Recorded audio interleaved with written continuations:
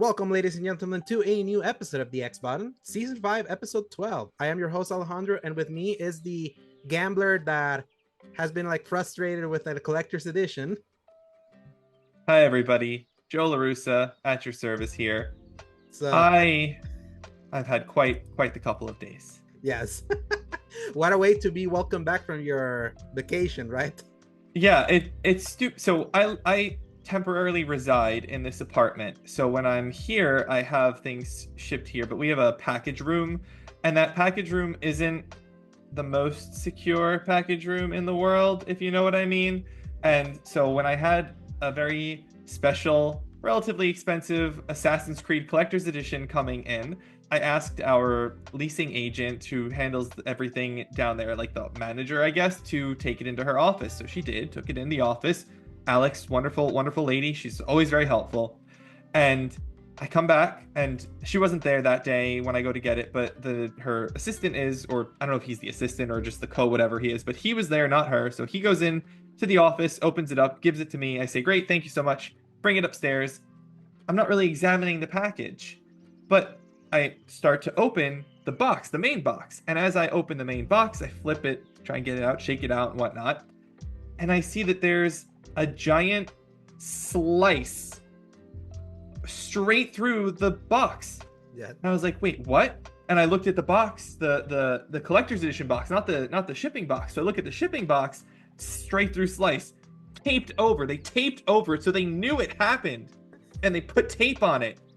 And then I look at the collector's box, and I can literally, because it's got the slip cover and the box. The slip cover's totally cut in two. You can and the box is cut too. And so I spread that open, and you can see the box straight through, not quite in two because it has a bottom, unlike a slip cover, which doesn't have the bottom there. But yeah, totally cut through. I couldn't believe it. I opened it up, and I just not open all the way, but I opened it a little bit just to see if I could see inside. I was like, I can completely see inside. Half the top of the box has come off, which is just unbelievable. So you can you could reach in and grab stuff without actually undoing the other half of the tape. I ended up reaching in, and I took out the case of the game, and I opened the game up and everything, and just then looked at it, and I was like, I'm putting this back, and I put it back, and I tried to get in touch with GameStop, and I called them, and I had no luck for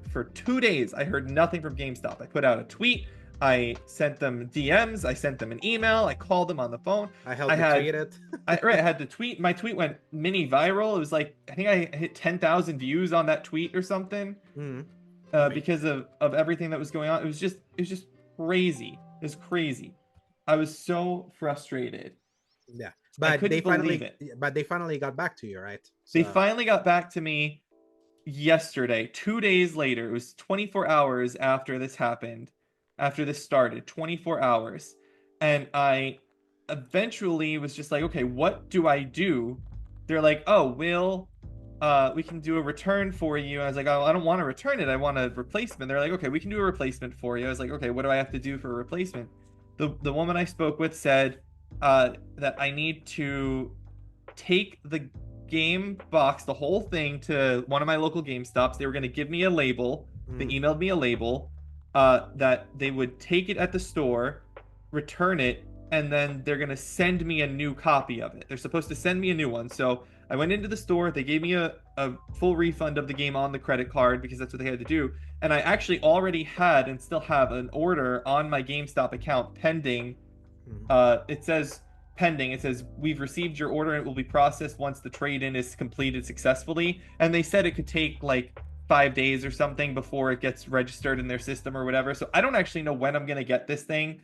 I don't know if they're going to recharge me again for it or what, because they refunded me the money. I don't know. I don't know what they're going to do. It just says it's on the way.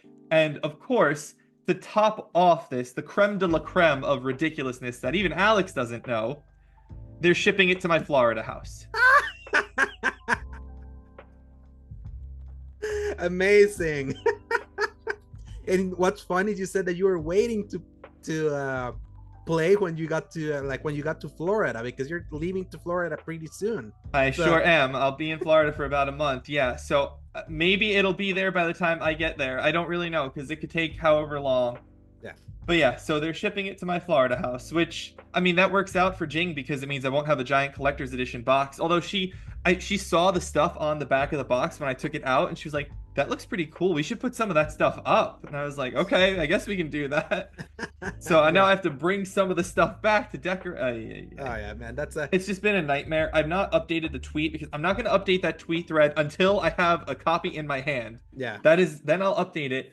I will not say anything else on that thing. I'm not going to retweet it or post about it or anything. I don't care until I have a copy of it either in my hand or in front of my doorstep. Yeah, but consider yourself lucky, because the people that got this game back when it launched in the 20th from GameStop, how they ship collectors. Me. Yeah, how a lot of people got their collector's edition on that day. Some people, like a friend of the show, Rick Davis, who listens to the show. I was a guest on the show last week or 2 weeks ago. However long it was when Shadows came out, and they sent him the wrong version of the collector's edition, and they literally ghosted him for an entire week. He did the same thing. He tagged them on he tagged them on Twitter.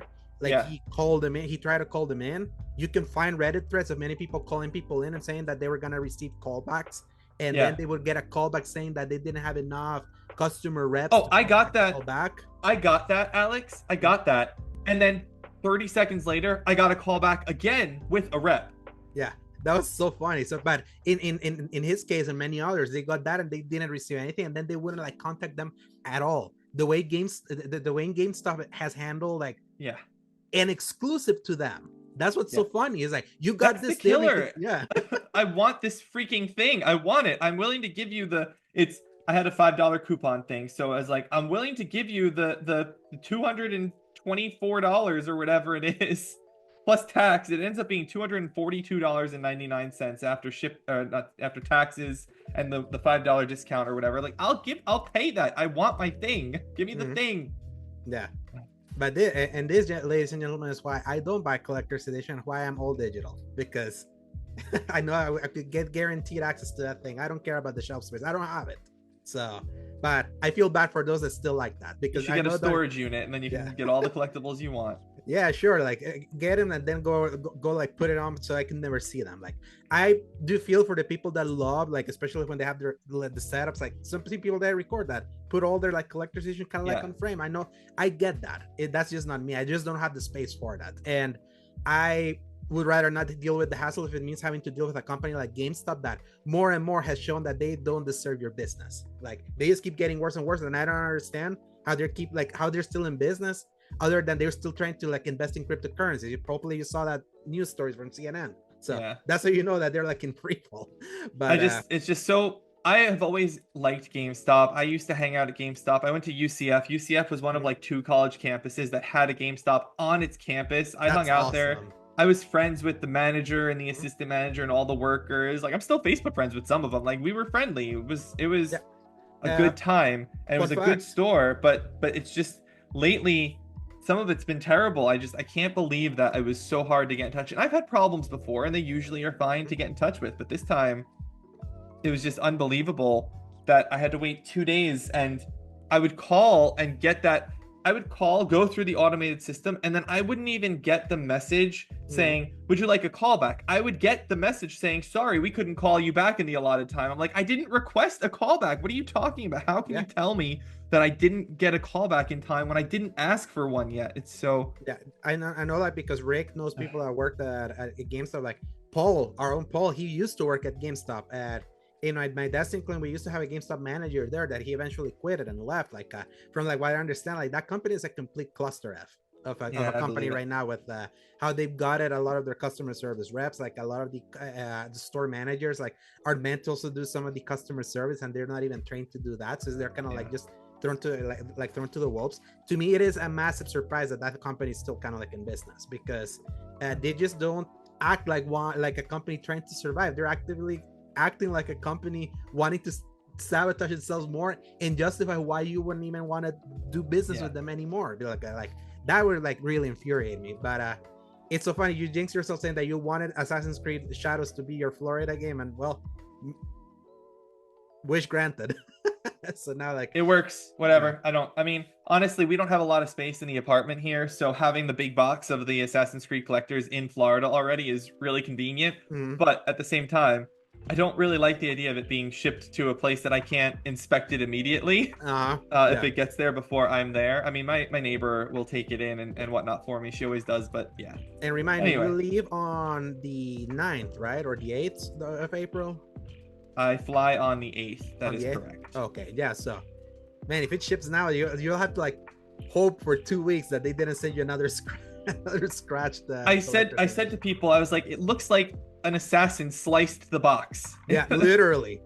Or more It's- like Josuke like sliced it with his katana. See, I don't even know because I haven't been able to play the game. I know, yeah.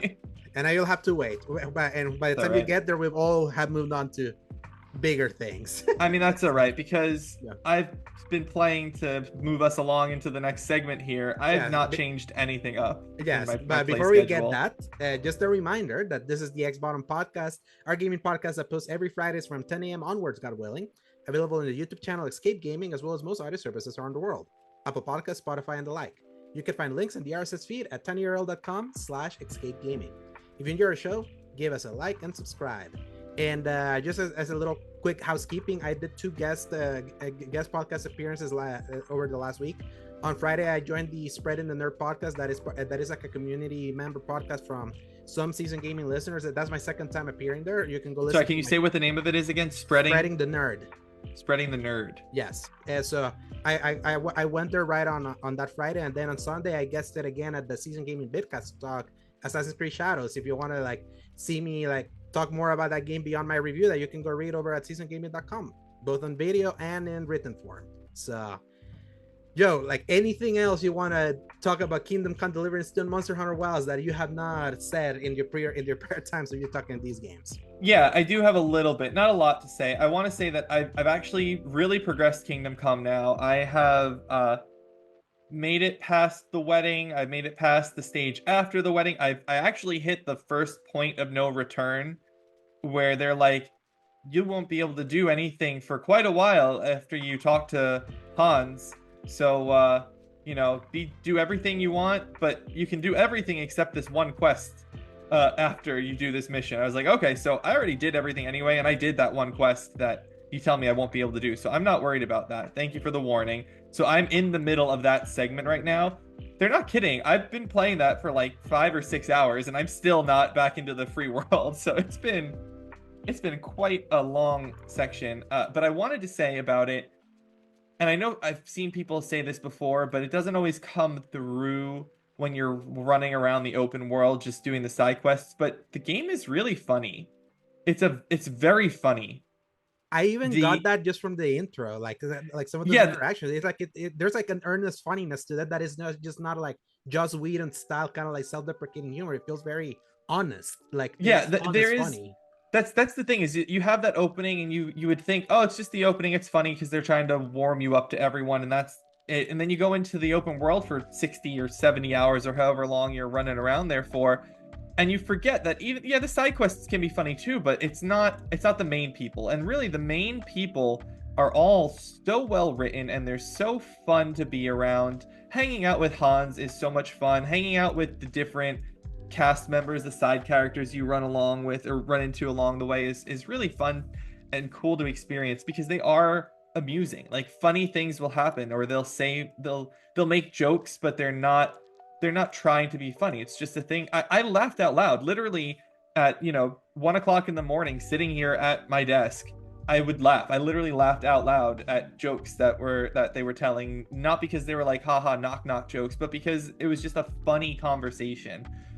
So I want to give these guys real credit for their ability to write, and props to the localization team. I always give props to localization teams when they're doing a good job, because this is obviously a Czech game. I'm assuming it's written in Czech natively and translated, but maybe not.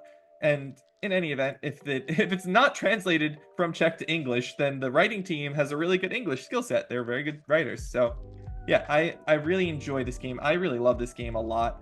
I do find myself occasionally hitting the space bar to skip through things to move it a little bit quicker if I'm reading ahead of the conversation, but not really any frequency in doing that because it's fun. It's fun to listen to them talk, and yeah, it's great. I really love this game. I actually bought Kingdom Come Deliverance 1 again. I bought the Royal Edition on the PS5 because I didn't have it. It's on sale for $10 right now. I have it on PC, but I thought it might be fun to just have on PS5 because it's such a good game. And I never played it on the PS4 because it was supposed to be really bad loading and all that stuff. And I heard that they optimized all that stuff. There's no PS5 version, of course. It's still the PS4 version. Yeah, but... it's just running on the PS5 boost that you get like just by running a backwards compatible game there. So yeah, so I'm excited to keep playing this game, and probably when we're done with this podcast, I'm just gonna jump right back in and explore the world, and re-explore the world once I free myself from the enclosure of a quest, like stuck in quest world. Yeah, I can imagine. I know that's kind of frustrating when you're like get into a quest that you were not intended to be in sometimes, and then you're being like, I just kind of want to go out. Like, I mean, I knew this. They get this is the warning. They gave me the warning. I said, let's do it. I just didn't realize it was literally going to be like hours, and I didn't have anything else to do. Like, there was nothing else on that first map for me to explore. With this was it. It was time for this. It was time to move on, and I'm glad I did because I will soon be opening up the second map eventually, and go from there. My Steam library says I have like 86 hours. I know that's not entirely accurate, but I probably have something like 70 hours. Yeah, it makes sense because of all the save scumming you do. So. I do a lot of save scumming, but the in-game clock isn't really accurate for save scumming because that would be lower because I'm reloading saves, so the time doesn't go up. So somewhere in there is what I would say. But I love this game. It's amazing. That's been my primary game that I've been playing in my spare time. Otherwise, I've been playing Monster Hunter Wilds still. I feel like I'm the only one left in our little group that's playing it, and I'm like, why? Like, everyone was so excited for this freaking game that I was like, I'll get it because I like Monster Hunter, but it's going to be great because everyone's going to be playing it together, and nobody's playing it anymore. That's what's so funny. It's still being played by many people. It's just not our circle. Our circle is not playing it. I just don't understand. Like, Elu is supposed to be obsessed with this game. I'm like Hunter rank 69 or 8 or something. Like, come on. Yeah. So it's great. I have all the weapons now. You got into a hacked lobby, which was so funny when. Well, I didn't mean that. Like, I'm not even talking about those weapons. I mean like the monster weapons. I got all the weapons that I wanted. I have rarity 8 of every element of weapon that Dual Blades has available to it from the monsters. That's done. And now that all that's left is just like farming armor until they have the new the new title update come out, which we'll talk about later. But I think that's it. That's all that I like. That I don't. It is losing steam for me because the whole social aspect is just falling apart. Yeah, to me, my problem right now with Monster Hunter Wilds is that was 2 months of my life, and in 2 separate consoles where the progress I made in one didn't carry to the other, and having to redo all of that again eventually like tired me, on top of getting to do other reviews. I will go back for the title update because some of the things. Yeah, I will, because it's so funny that some of the things we talked about 2 or 3 weeks ago, that whenever we did our big talk about, are being addressed in that title update. And I want to at least check it out and see what other things that they add. But as of right now, like the thing that I've been playing or trying to play is Split Fiction, the game by Joseph Fares' company, Hazelight. Hazelight's what it's called, right? Hazelight. Yeah, so right.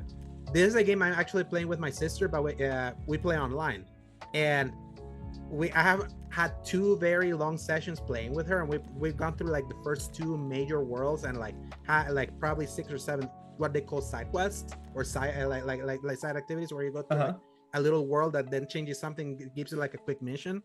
And this game is excellent. It's such it's so beautiful, it's so polished. It's like I think Rick Hogue from Bitcast, he did mention, it's like you see a lot of like the polish that you saw in last year's vaunted Game of the Year winner in Astrobot, and this game has even more creativity like per minute, and like how you do like how it handles its platforming and how it changes its gameplay mechanics and such, that is just so delightful playing that. And it can also be a very funny game in many spots.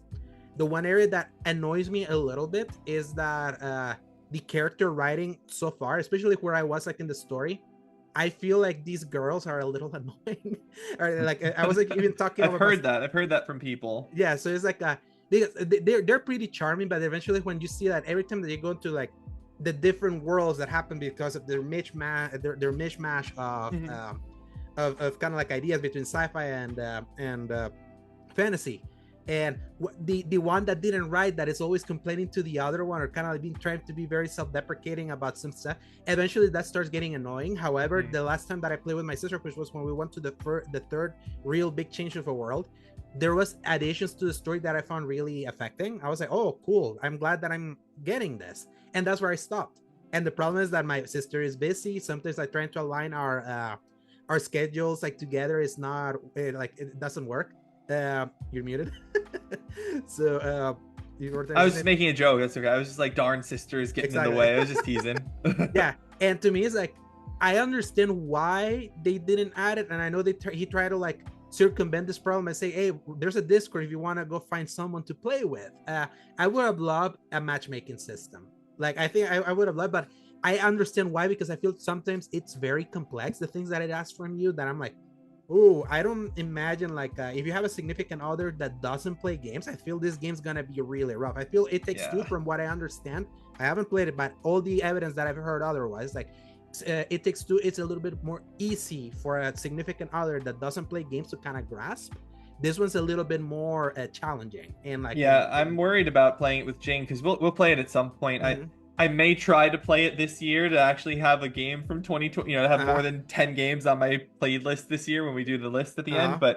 But yeah, I'm a little worried for Jing because she plays games more now than she ever has before, but she's never really been a big game player, and she's kind of like our season gaming colleague Ray, who likes the Mhm. cozy game stuff. Like Yes. she enjoys cozy, doesn't really care for the action. Like I know Crusader Kings isn't exactly cozy, but it's strategy based. It's simpler, and she really likes that. And she also has been playing a ton of Stardew and those really calm games. But when I had her playing like Hogwarts Legacy Mhm. or when she was playing Zelda, she would always get like really anxious or riled because of the stress Good. of those things. And when we did play It Takes Two together, she did pretty good. Like I think she did a really good job. Uh, and there were a couple of sections where she struggled. So if it's a little bit harder than that, but not too much harder than that, I think it'll be okay. Mhm. Yeah, at Uh, least you know she's a we'll see. gamer. To me, it's like I know that the big appeal of trying to do these co-op games is to try to get non-gamers to play them, and I would say that Split Fiction is definitely a gamer's game, and Yeah. that's why I would like. At least I know she plays games. It's just more like this is like a more fully featured like platformer with wall running and some Yeah. mechanics and all The of thing that. is, she didn't really play games until me. Like, she Uh had dabbled in them, so she's only really been I playing know. since I got her Switch. Like, that was when she started playing. She played a lot of Zelda, and then she kind of stopped playing for a long time. And then Mhm. I got her laptop when we moved here as a trade for she paid for the car shipping, and I Mhm. bought the laptop for her. And we got her a Steam account, and she basically, well, she actually got Game Pass for free with the laptop, and so she was Mhm. playing Crusader Kings on Game Pass, and then realized that Game Pass isn't worth it, and she'd rather have Steam and like buy games like a smart Mhm. person. Yeah. She's so smart, and so she just rebought Crusader Kings and all the expansions and stuff. Whatever she had on the Xbox store, she just rebought it on Steam because she And was like, it's remember, better that in way. Steam, the sales are so steep that they like if you're like you Yeah, may find like the games that are on Game Pass in a yeah, relatively more expensive subscription, even though on PC is like $12, yeah, you can get that. You can get a lot of those games for five, and if it's the yeah. It game that was you want, it's gonna be much cheaper than it paying it a was Game Pass subscription. Yeah, it was funny because I think that she bought all of the expansions or a large portion of the expansions like a week before they went on sale on Steam. And I was like, babe, I told you they go on sale all the time. Why didn't you wait a second? Yeah, So, that's how they but get yeah, you. so that's when she really started playing games. And then I bought her Stardew like 2 Christmases ago now, and she was like, I don't really like it. And I was like, that's fine. I don't really care for the look of it either. And Mhm. then she just became obsessed. She's like, I was wrong. This is amazing. And she played it like nonstop. She brought her Switch with her on our vacation. She was playing it in the car while I was driving, or she'd play it at night. Yeah, so she is a gamer now, but she is kind of learning still. So the more acrobatic, not really acrobatic, motor skills, the fine motor skills Yeah. of games are stuff that she's still getting used to, and she'll get there. Yeah, try to get her to play at least the Astro's Playroom free game for PlayStation. At least have her go through that, and if she at Yeah, least can go through that, she'll be able to go through. yeah, that's a good idea because Mhm. she's got the old PlayStation in the Mhm. bedroom over there she could play. Exactly. Yeah, So but and on Switch, maybe get her Mario Odyssey, and that way, like if I she's mean, able to yeah, I play have that, Odyssey. She could play that. I have yeah, Odyssey already. yeah, she gets through that, she'll be able to get through Split Fiction, and that's kind of like my thing Yeah. is that I don't think it's the hardest, but there's a few parts where me and my sister were even like failing a lot. Obviously, it's not too punishing. Like you can load up, like Yeah, you die and it's immediately you're back in. So it's not like that's good. yeah. So it's like you're not gonna feel moments where it's like, God damn it, we How lost. are the No, checkpoints? Is it very, checkpoints very, okay? very Good. generous. Okay. Very Good. Good. generous. There are gonna be a couple of boss fights that may give you trouble, especially the first official boss fight you fight with them, like in the first world. You'll know it when you get there. Okay. But most of the work you as the first player will do, she just has to be really good at like the job they give her, like in some roles. I feel like they do a really good job at giving the two characters defined roles in specific places that works well when you're synergizing together. You're Yeah. like one has like a sword that you use to kind of teleport into walls, and then the other one has like a whip, and then you use the whip to kind of like move you around and helps you like do the things you're doing. It's like it's very ingenious. It's such a let me put it like this: if it was a solo game, I would have already finished and devoured it because it's like it's so good. It's a Right. game that frustrates Okay. me that I can't play much because it's so good. It's so creative, and also early on has one of the most hilariously effed up moments I've seen in a game in a while. That All right. I feel a lot of people like. I'll just say this: it's about pigs, and that's all I'll Oh say. yeah, Like, I've heard about the pig stuff. Yeah, it's I heard so about that funny. one. It's so funny what that story ends up being because it's like how it's portrayed. It's like, oh, it's a night. Then what happens? Like, oh, okay. Okay.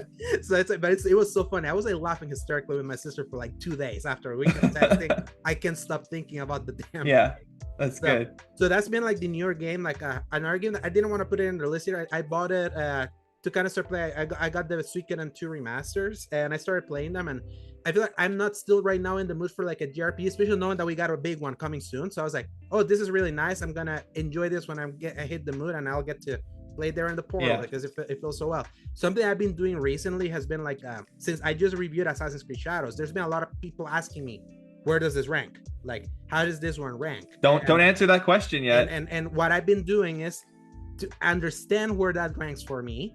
I've been going and trying some of the older ones. I reinstalled them all, and to be like, okay, like when I was playing, I was thinking this one was better than when I was playing. Then I was playing, and I started to do the pros and cons of which one I like more. And that I've been trying a lot of them, like pretty much all the way to 3, basically. From 3 onwards, I've been like just testing them all again. Yeah, I mean they're all available on the PS5 either via your PS Plus Premium. I own them already. Well, no, I didn't mean that. I meant because they've all been remastered except for one. They've all have ports from the PS3 other than Assassin's Creed 1. Yeah, so. And if you have it on Series X, you have them with 60 FPS, pretty much all of them except 4. And yeah, actually, just 4 is the one that doesn't have FPS boost at this point.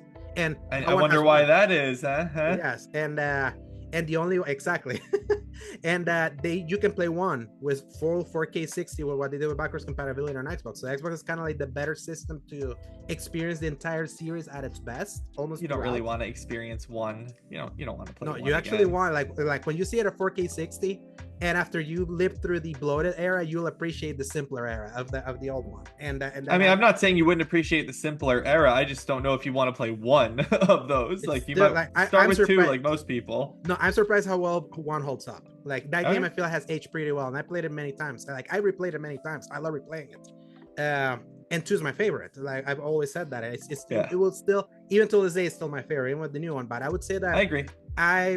Without saying where it's ranking right now, because eventually when Joe plays through it, we're gonna do like we're gonna present our list, and we're gonna do like an update to the ranking we first did with Paul in the show 3 years ago. It's so funny seeing that ranking and how we think about some games nowadays, because it was a thing that was kind of like a thing of the moment at the time. But at least I got that. But then on other ranking kind of areas, like this last weekend was the 20th anniversary for God of War, and obviously I have to get my disappointment out of the way that despite like some reports from some like trusted sources, a remaster of the Greek trilogy did not happen. However, we got another report that apparently like they have heard that they're planning to do like a smaller game for this year, kind of like a thing Uncharted: The Lost Legacy or Miles Morales, because Yeah, that apparently was one of our quick headlines for later to yes, discuss. But exactly. Yeah, but kind of jumping ahead. So at yeah, least on that, so I missed that, but I was like, I haven't done a ranking article. I've done like a couple of ranking articles for SE. I'm gonna do another one. So I did one of the God of War saga, kind of taking into account that late last year I replayed God of War 2018 and Ragnarok, and over the last week I replayed all the Greek games. Now, yesterday I just finished Ascension, so I replayed all 6 of them. you're playing them on your PS3. I did the 2 that are not on the PS streaming on PS3, which are Chains of Olympus and Ghost of Sparta. But the rest, I wanted to try them on the streaming, because at the very least, I wanted to see how playable they would be. So like, if someone would want to see, like, if someone would see that ranking and they would like to play, at least they would play 4 out of the 6 games, and they work relatively well for what, like, obviously if you have a PS3, play them on PS3. I still like it's obviously going to give you a better experience, but the streaming has gotten so good that on a situation where you don't have your console, it actually works really well like that. The fears of a streaming, of a streaming solution, I feel that technology has advanced so well compared to its original, like how it felt originally, that I feel like I still vividly remember Paul when I told him, please get into my account, play the first God of War, like play for like 30 minutes on the streaming. And he was like, he literally told me, I could have sworn this was native. This is insane. I was like, yep, that's kind of where we are. The only thing that exposes those versions more, except like on feel, they feel pretty good. It's just the streaming quality. There's gonna be like some degradation that happens with artifacting that happens just by nature of streaming. So that's that's kind of like the only thing that you need to kind of like take into account, and eventually just something that you forget. You notice it at first, and then suddenly just like you forget. I feel like you can adapt pretty well. So I got to finish all of those games again, and I wrote a ranking that I submitted, and it should be live probably by the time this episode goes live. And it was I love doing that kind of fun exercise, because it's like it's a 20th anniversary. I know that rankings tend to be really good at the SEO. I'm not going to be reviewing anything for a while, because I just went through a marathon of playing a massive RPG Assassin's Creed game in 11 days. Take your time, people. Swallow this in a month at least. Do it play it at the pace that this game is. That's my plan if GameStop will let me. Exactly. So that's why I'll talk about this game like in 2 months, when no one's gonna talk about it at this point. But yeah, you can go read my God of War rankings. I feel I'm pretty proud of how the rankings kind of turned out. I feel like there's been some like games that rank differently than I would have ranked a year ago, let's just say. But I still love the God of War saga, let's just say. Like, playing through that, it's like, it reminds me why it's still I think pound for pound is still my favorite Sony franchise. Like, I like the one I had the most fun with. So but that's not disrespecting other ones I like. It's just I just love God of War. So my ranking is, they're all fine. Yeah. So, and that's why and that's why Joe keeps like racking up his pink slip. They're fine. I have played all of them. I not except Ragnarok, because I haven't gotten there yet. But I have played all of the other ones. I played the portable ones. I went through a marathon session like 6 years ago or 8 years ago, like a long time ago. I played all of them. I played the first 5 on PS3 that are there, and then I played the remaster of 3 on PS4. Like, I've played those games. They're fine. I don't do puzzles. I don't like puzzles. I just looked up a guide and had them tell me exactly what to do. They're not even I just that hard. Them for the story. Yeah, it doesn't matter. I was trying to get them done quickly, and I didn't want to think about it. I was just like, okay, just tell me what the step is so I can see the story, because I wanted to get to the game that's supposed to be, oh my goodness, so amazing, God of War 2018, but I had to play all the others first. So I was like, I'm just going to burn through these, and I did it in 3 days. All 6 games I did in 3 days, and I burnt myself out on it. So I waited like 10 months or whatever before I played Ragnarok. But the point, or not Ragnarok, before I played 2018. But the point is, I played the games. They're fine. For me, they're just puzzle games. They're actiony games where you have to figure out puzzles, and I don't want to figure out puzzles like that. Yeah, and that's like the most wrong way to like even describe those games, because it's like that is a game that's a character action based game, and one of the best of that era. So, but you have to do puzzles. If you're gonna have me slice and dice, I'll just slice and dice. Don't make me puzzle things. Yeah, that's the thing, and that's why Joe sucks at games. But that's not a puzzler. Exactly. Same reason I don't really care for the Uncharted games. They're fine. Another game they're puzzlers. that does puzzles.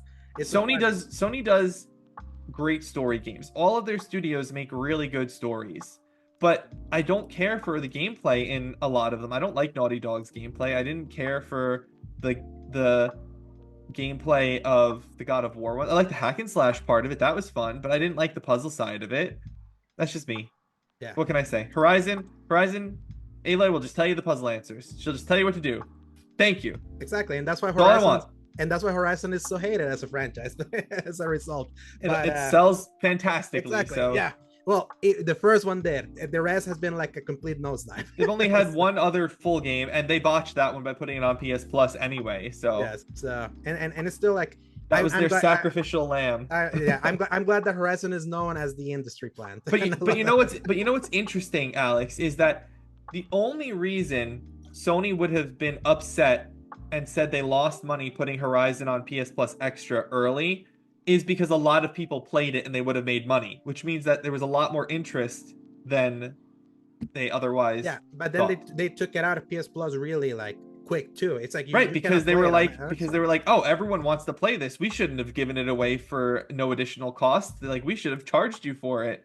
Yeah, and then the remaster and the Lego games came as a fart in the wind, which goes to show that the Horizon franchise it's super overvalued in Sony's eyes compared to like how it really feels. But the first game had hype because I don't really think it's overvalued. I think that that Lego game was not a good Lego game. From everything I've heard, that was a mediocre Lego game. It wasn't made by Tiki Games. It was just not good. It was fine. It was okay. The thing is, you have to make VR game. Yeah, you have to make Lego games with characters that are like popular IP that people kind of want. That's why the Star Wars. No, you have to make good Lego games. Yeah, there's been like bad Lego games of the good properties, and those have sold. So it's like the interest in the property does a lot of the heavy lifting on Lego games too. It does do heavy lifting, but if you don't have the most popular characters in the world, then what also helps is good gameplay. You have to have one of them. Yeah, and Horizon had neither. Right, that's right. Horizon was not quite as popular but it's also, you're taking a mature game and trying to appeal to the children with it. Yeah. You're changing your audience. It's not even a mature game; it's a T14 game. That's what's right. But it's a game that's more adult oriented, more like teenager oriented, and all that is kind of like a more than child oriented, like Lego games are. But then the VR game is great. People really like the VR game. People don't like that VR game. Yes, they do. It's got like a 76. Yeah, like that they really like the VR game. Yeah, it's good. People think it's good. I didn't say anybody loved it. I didn't love it, but it was good. I'll take with like, but again, people like it. There's no reason no one's ever said they don't like the game. It's just it was on a platform that didn't have any audience because Sony decided to charge out the wazoo during an economic crisis for something, and then do a version of Link's crossbow training, but with great graphics. But I would say I am really curious for their I would say I'm really curious for their multiplayer their multiplayer I'll be there. games, because that could be Monster Hunter, and I feel like if Monster Hunter Wild has to show me, it's like I kind of like monster hunting, and the thing that I like the most about Horizon is hunting those dinosaurs. The gameplay in there is fun. Lore and characters. This is the example. Horizon is the example for me that does the story and the gameplay amazingly, and that's why it's Sony's best franchise, because it is the most interesting story. It's not even with close the to being most the fun franchise. gameplay. Yeah, it is not even close to being the best story. It is absolutely the best franchise. On gameplay, I'll slightly give you some of it. There's a fun to Horizon, but story not even close. The story of Horizon Zero Dawn literally had me on the edge of my couch. Like, what is happening? It's amazing. It is the best. It's period. Trash. Anyway, the story's trash, but it's not trash. It cannot be trash. That doesn't make any sense for it to be trash. No, you can say it's not the best story ever. Yeah, it's like the story with the most milk at those characters that are not even memorable. You cannot even list them. Like, that's trash. So, but the lore's cool. Aloy, Varl, Beta, Gaia. I mean, yeah. Don't even know who the other three were other than Aloy. And Aloy is so boring. So I know the Varl, that spoiler alerts, then he gets killed and I felt nothing. So You are a heartless man, sir. Yeah. Assassin's Creed has better stories. I'll just say that. So, I mean, I love Assassin's Creed stories, so I'm not gonna try and like say, oh no, Horizon's story is so much better than Assassin's Creed. I think Assassin's Creed stories are actually like really, really good. yeah, So I feel for like me, I feel like the lore is and the idea of Horizon is so cool. I wish the story wasn't as bland for such a cool premise. Like, cause the premise is what sold me on it, and it's I just don't know. I not feel one. like you didn't play the story if you think that the story was bland with the crazy twists and turns of both It's games. so bland because I don't remember a single peep about it, and I remember very vividly so many game stories. That's how I know that game is more candy than anything else. I don't know how you can run around through that like Colorado mountain region of the first game and It's so cool. learn about what Everything's and so learn cool. what Zero Dawn is, learn the history of Zero Dawn and that world and what happened, and learn about Elizabeth Sobek and all of the other like people from the before times that you're learning about. You know, Ted Faro. Like you Mhm. don't like Faro Industries doesn't fascinate you. One of my favorite shirts that Dan Rodriguez wore on the Bitcast was his Faro Industries shirt. I love that shirt because he Yeah, loves Horizon. He's a man with good taste. yeah. I mean, everyone can love what they are. There's a reason why is so often mocked in the industry. But hey, there's also a reason why a lot of people mock Avatar and it still sells. So who knows? But to me, it's not even close in story. But in gameplay, I'll give you something. And in visuals, like visually, it's like the prettiest one. I never saw the first Avatar, but I saw the second one. Yeah, the second one's better. I'll say this. I'll say that. Even though reviewed Very worse, long. it's very very long, but Very long. amazing experience to watch in the theater. Did you watch it in 3D in the theater? Yeah. Have you seen it in 3D? I can't remember. I'd have to ask Jing. It was one of the first movies we saw together. We saw it in theater. I'm trying to remember if we saw it in 3D or not. I'm honestly blanking. Yeah, I hope you did in 3D because the only movie that justified 3D. In fact, that's the film that finally made me decide I'll never watch a Marvel movie in 3D ever again because they usually come that way here.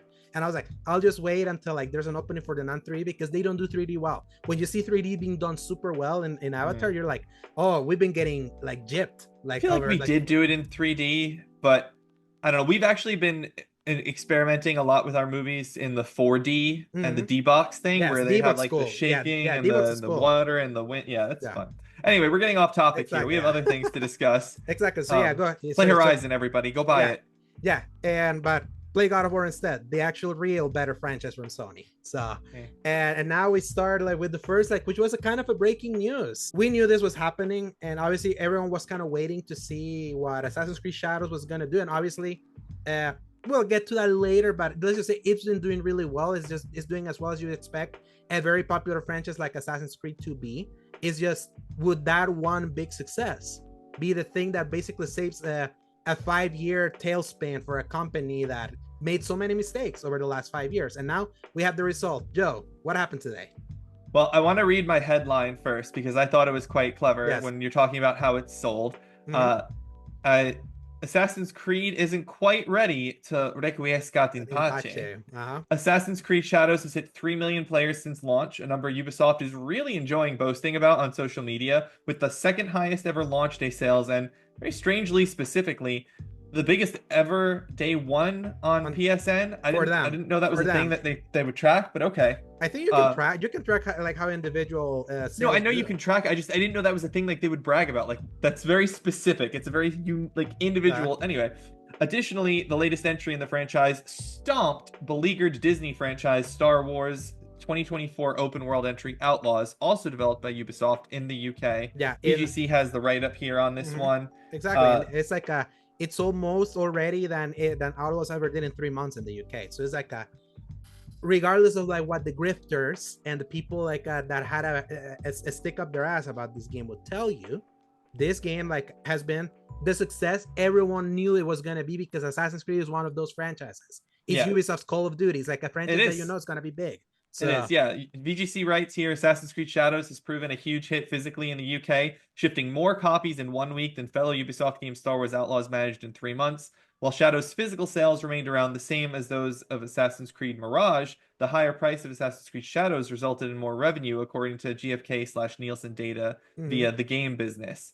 Physical sales, we'll talk about that later. Physical sales in the UK are 63% of what Assassin's Creed Valhalla managed back in November of 2020, according to the game business, but much of that can be credited to the COVID-19 pandemic, which saw a huge spike in software sales. Assassin's Creed Valhalla was also available on more platforms physically than Shadows. Assassin's Creed Valhalla was a cross-generation title. And we all have to not forget what 2020 was for gaming. That gave this mirage of success for people that forget. Everyone was locked down. We were in a pandemic. That's why Valhalla was so big for them. And also being the only Assassin's Creed game for years for a franchise, you would get a new entry either a year or two.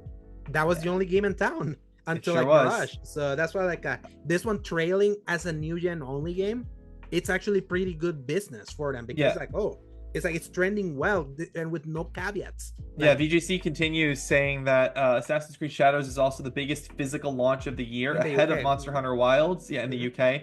According to data provided to VGC, Shadows was the series' second biggest launch ever, as Ubisoft confirmed earlier. The game marks the first major release released day one on Steam since 2019. Previously, the publisher had been on Epic Games Store and its own store at launch. So, and also for people to remember, is Monster Hunter Wilds is the best-selling game of this year because of a massive amount of digital sales that also happened in the PC side. So in physical, Shadows I have it digital. Well. Even the physical collector myself, I bought the digital Wilds because I wanted to have easier access to it on a regular basis, because it is one of those go back to games that I didn't want to put the disc in for whenever I wanted to play. I do that with games like Elder Scrolls Online and other things. The live service games. The live service games are always going to be there. So the big story that broke earlier today is that Ubisoft accelerates its transformation by laying foundation for new operating model with the creation of a subsidiary and injection of 1.16 billion euros of cash from selected investor Tencent. All right, Joe. So you're a lawyer. I'm a layman. You are. We have so many laymen. You certainly are a layman. Listeners. So, and also layman. Tell us lame men, what does that mean? In case Alex didn't catch the joke, I was calling him lame. I know, that's why I said lame man. Okay. So all right, the long and short of what happened here is Ubisoft existed as a company and Tencent was an investor in the company of Ubisoft.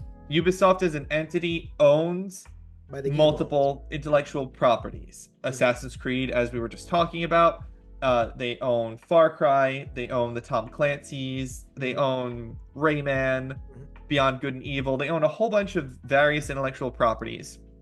And so what Ubisoft decided to do was start up a new company and give that new company what are essentially ownership of, even if it's not quite ownership, but they're giving them a worldwide exclusive, irrevocable, perpetual license to the intellectual properties consisting of Tom Clancy's Rainbow Six, Assassin's Creed, and Far Cry. So what that means is that the, for all intents and purposes, owner, even though it is a license, it just can't really be revoked, the owner of these licenses is now this new entity, this new subsidiary. So Ubisoft owns this new entity. I don't think they have a specific name for it yet. They've just been calling it new subsidiary so far. But this new subsidiary will now be in control of the IP that I listed before, the Rainbow Six, the Assassin's Creed, and the Far Cry. Now, for people to know, they are the biggest money makers. Those are the money makers. That's right. Yes, those are the money makers for Assassin's Creed by far. So this new entity in control of these is going to have a 1.16 billion euro investment from Tencent into it in exchange for 25% of the shares. So as it stands right now, the new entity, as it was spun up, was owned entirely by Ubisoft. And then when it's fully incorporated and put together, Tencent will purchase a 25% stake in it for 25% of the ownership control. So what this essentially means is that Ubisoft, the entity, and Tencent are now partners in the Assassin's Creed, Far Cry, and Tom Clancy Rainbow Six owner. So that's how this is looking right now. Now, what essentially this means for the people who play games is that Ubisoft is really focused on making sure that these bigger IPs have a chance to survive, because they are now a part of this separate subsidiary that's off and on doing its own thing. It's going to have a fair amount of control to do what it wants. But the way that this is structured is that the voting rights majority is still with Ubisoft, which means it's still with the Guillemot family. Yeah.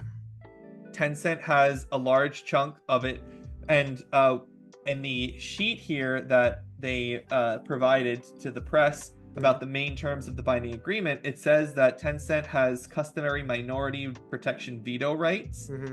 And in a Twitter conversation I had with Rick Hogue earlier today, he pointed out, correctly so, that we don't know what customary minority protection means in this instance, because I think his phrasing was it could mean from virtually nothing to total control. And he's right, because this is an undefined term in here.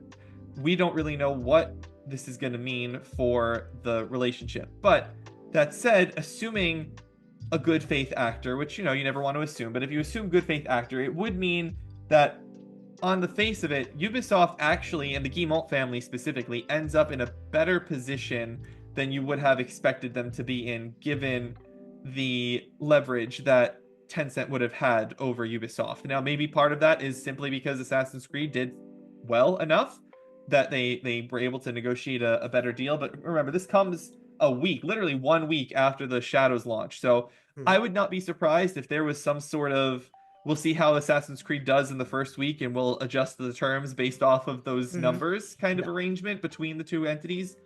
But yeah, that's really what's happening right now. Is there's a new entity that now controls those 3 mini makers.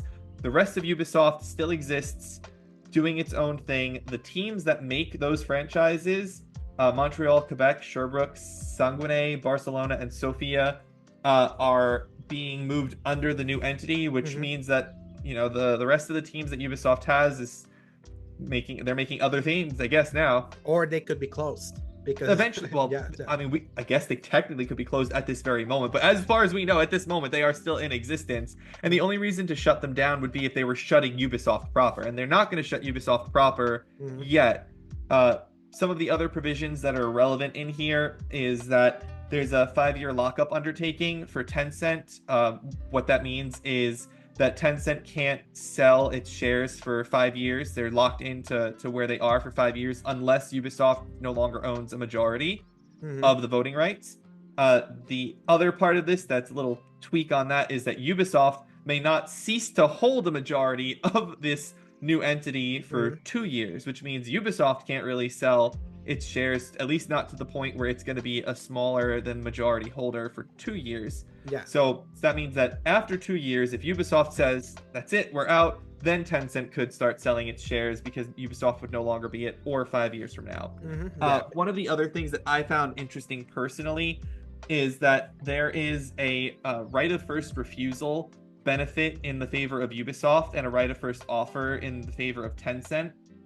So what that means, for people who don't know, is a right of first offer is it gives the holder of the shares the first chance to make an offer to purchase assets before another party can sell it. And then a right of first refusal means that the holder has the right to match the offer. So I'll put it this way. Right of first offer means that if Tencent wants to buy shares, I'm trying to figure out the best way to phrase this. If Tencent has the right of first offer here. So that means that Tencent's ability is that they get the first right to make an offer on shares that Ubisoft wants to sell. If Ubisoft wants to sell it, they have the first right to say, no, we want to buy it. You can't sell to anyone else before we want to buy it. Right of first refusal, which Ubisoft has, means that if Tencent decides to sell its shares, then Ubisoft has the right to match whatever else is offered first. So it's a little different from one another, and it's a little bit better to have the right of first offer than the right of first refusal, I would say, based off of that. But the point is, it's designed to kind of keep things balanced right now and make it so that if someone's going to come out on top between these two parties, it's going to be one of these two parties and not a third party right now. The goal here is really, they don't want any third party to get in over the other two parties without the consent of both parties, is how it's essentially written here. Basically how I saw, like, especially with them being very vocal about how well Ubisoft is selling, I feel like they definitely used Assassin's Creed as leverage for Yeah, it had to have. To basically kind of be like, look, our whole entity of what Ubisoft was, and we know that there's no saving this, but we still have like, despite the black hole made by all the million different mistakes they did that were not just Assassin's Creed, like Assassin's Creed is our golden goose, and look how popular it still is. We can keep that popularity going for like a new venture. That's basically this like new thing. I think what I find interesting is that, will this new entity still be called Ubisoft? Or are they gonna call it something different? Or are they gonna They can be call like, it whatever they want. They could call it. They could call it. UB10. No, I mean they could call it Tom Clancy's Assassin's Cry. Like they could call it whatever they want. You know? Or Assassin's Creed Inc. Or they could call it Abstergo if they want to get cheeky about it. Yeah. They can name it whatever they want. I should say, obviously there are other things that have to happen. There has to be regulatory clearances. It is a subsidiary formation here. There's a fairness inspection from Finesci, which I think is a French company for fairness analysis. I don't know offhand. Let me verify what that is here. I think it's a French company. Get on that. Yeah, Finesci. Hang on, let me see here. Where is it? I gotta get the spelling right. I don't want to spell it wrong. Finexsi. Finexsi. It is actually, looks like it's it is a French team. Yes, it is a French like auditor kind of thing here, it looks like. So yeah, cool. Independent reputation, professionals handling complex financial analysis. Yeah, okay.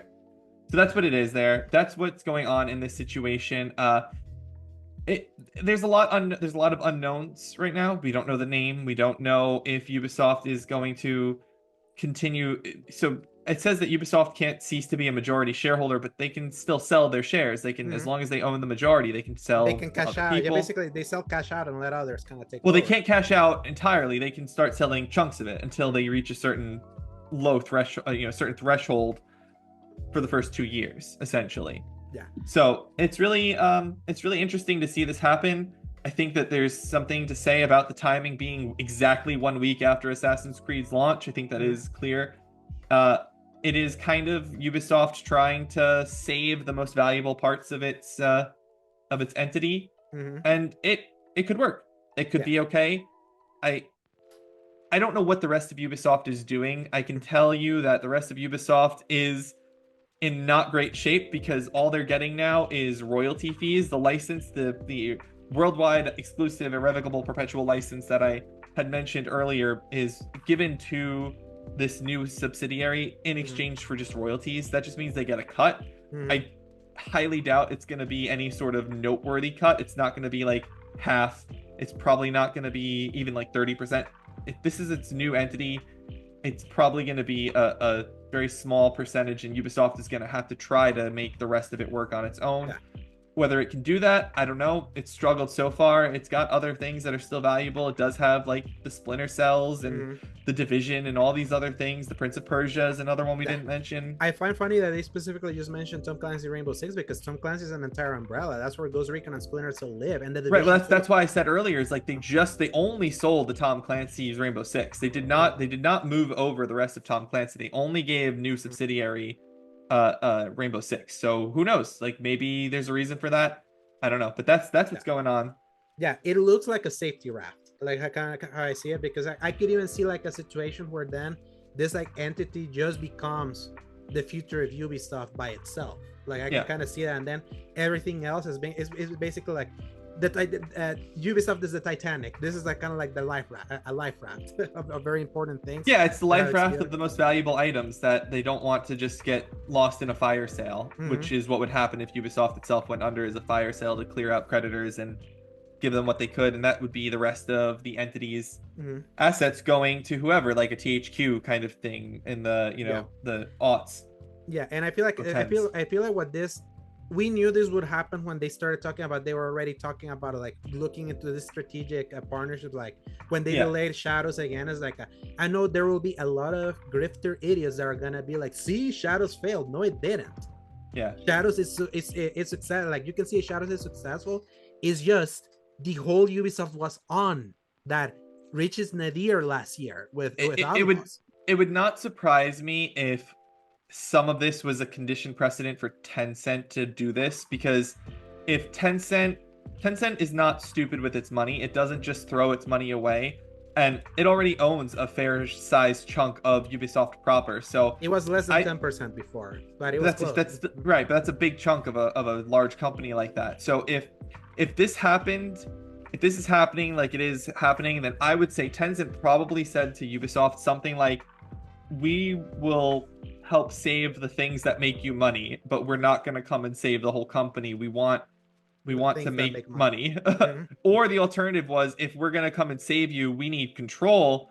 And Ubisoft's counter would have been, we'll spin off the most valuable things and give you a bigger chunk, but not control. Mhm. And their Tencent would make more money because they're having the more profitable entity, and they're not worried about All the overhead of the the things that are not making money, right, right? the overhead, the weight of the Yeah. debts, and all the other things that Ubisoft proper has. So yeah, so it's a complex situation. We have to see how it unfolds. I would definitely keep an eye out on the other more specialized legal Yeah. Yes. analysts in this, like Rick Hogue, who we Mhm. tried to get on the show, but he needed a little bit of a rest today. So obviously we want him to rest up Mhm. and be ready to talk about this on his own channel at Hogue Law, and get some analysis from someone who has dealt with this sort of thing himself. Mhm. I understand these things by nature of my profession, but I have never actually been involved in something like this. So I'm working on it from an education basis rather than Mhm. an experiential basis. But I that's it for this one from me. yeah, I what I do find funny, just kind of like as a commentary on this, is like Ubisoft became such a bloated company that opened like studios literally in every corner of the earth because of the annualization of Assassin's Creed. That's kind Yeah, of what's so funny, because these games used to be done by one studio. Montreal was doing like especially back in the day, like those first three ones. And then it was like Revelations, the first one. Like when you start yeah, that game, you saw like Ubisoft Montreal, Singapore, and all of that. You could start like seeing a lot of that, and then even Assassin's Creed 3 had like 10 teams and all that. So it's like they yeah. really like expanded like the scope of like the development of this series, because they were initially so adamant of making it this annualized franchise, but then they moved out of annualization, but then they still kept that model of like we had all the studios kind of working on the one thing. And Yeah, the annualization model did a good job for Ubisoft for a while. It ended up hurting them after so much time, simply because each studio would make its own developments, and then you'd have setbacks when you got to the other studio who hadn't mm, quite learned about the new development yet, which is yeah, why you have like a really good parkour system in Unity that kind of doesn't exist in any of the other games, yeah, and because in Syndicate was paired back, so it was right, like and in the transition to the PS4 era, that annualization was just no longer working because games were just getting more complex. yeah. So, but The last time the annualization really worked well, I think, is when they went from 3 to 4, because they were able to bring three's sailing system into immediately, Black Flag. yeah. Because I still think that Assassin's Creed Black Flag's sailing and ship combat is the best that has existed. I don't think anyone's ever actually made a better ship-to-ship combat system. Not even their ship to ship combat in their Yeah, ship to ship combat game in Skull and Bones. That's kind of like the irony. So yeah. it feels so I much have not better, played but Pirate Yakuza yet, though, so who knows? Maybe that's better. yeah, people have said that it feels really good. I still haven't played that one because eventually, like, I just don't want to keep piling up on Yakuza games that I'm not Just playing. play them. Just stop playing your God of Wars again and your Assassin's Creeds again, and just jump into Zero. I jumped into Seer, I started it, and I got bored. So I Well, did start it. get on So, board. yes, sorry. So some games just don't click sometimes, but I may It's just just a jump beat in. 'em up. It's just a brawler. It's so straightforward. Yeah, that's the kind of the irony. I love brawlers. It's just like it's just endless walking and talking in those first hours. That is like yeah, I get it, but it's like eventually I'll get here. But Here, this guy wouldn't know a good story if it hit him in the face. yeah, I know some of the best stories, and they're just not open world slop. So I that's mean, Assassin's Creed is kind of open world slop, and you were complimenting its story, so yeah, because somehow it has a better story than the pretty candy that is Horizon. So like for real, like I still remember everything about the Ezio trilogy. I even remember the things about AC3. So it's like well, so I remember most of the things that happen in the 10 Yakuza games that I've played, so there you go, you know. yeah. No, and I heard a lot of people get that when they play Infinite Wealth. I believe that. So Yeah. I kind of wish I had jumped in like back in 2017, but I was not gaming at the point. So Well, you can still jump in. yeah, It's never there's too still- late. yeah. And also, you could if you found it boring because it was too easy, turn up the difficulty. If you No, found it it boring, wasn't. 'cause It wasn't even that. It was just not letting me play. I was like, ah, goddamn. I was like, I'm not like in the mood for this. And yes, I am a Metal Gear fan. A series very like notorious. That sometimes you watch a lot of it. That story is still very compelling to me compared to like getting introduced there in the things that are getting in Yakuza. And that game is much shorter. It's not a 33-hour monster. So, but I'll get there. Like because I like the combat of Yakuza. yeah, Like, Yakuza 0 is longish, but Kiwami's not that long. I will say, like, I enjoy what I play with the man who's like the man who changed his name, like even erased his name. Who raised his name, whatever that was. Like, I enjoyed what I played with that one.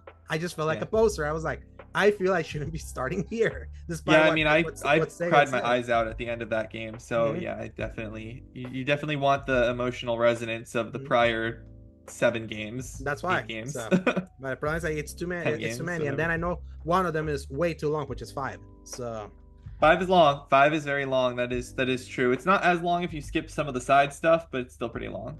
Yeah, but at least the Ubisoft that we know, as we knew it, is basically dead. No. It's still Ubisoft still exists. It's not dead until they shut down the overhead of Ubisoft. Whether they will or not, I don't know. It doesn't look good for them. But I'm not going to call them dead until they actually shut down. It's just.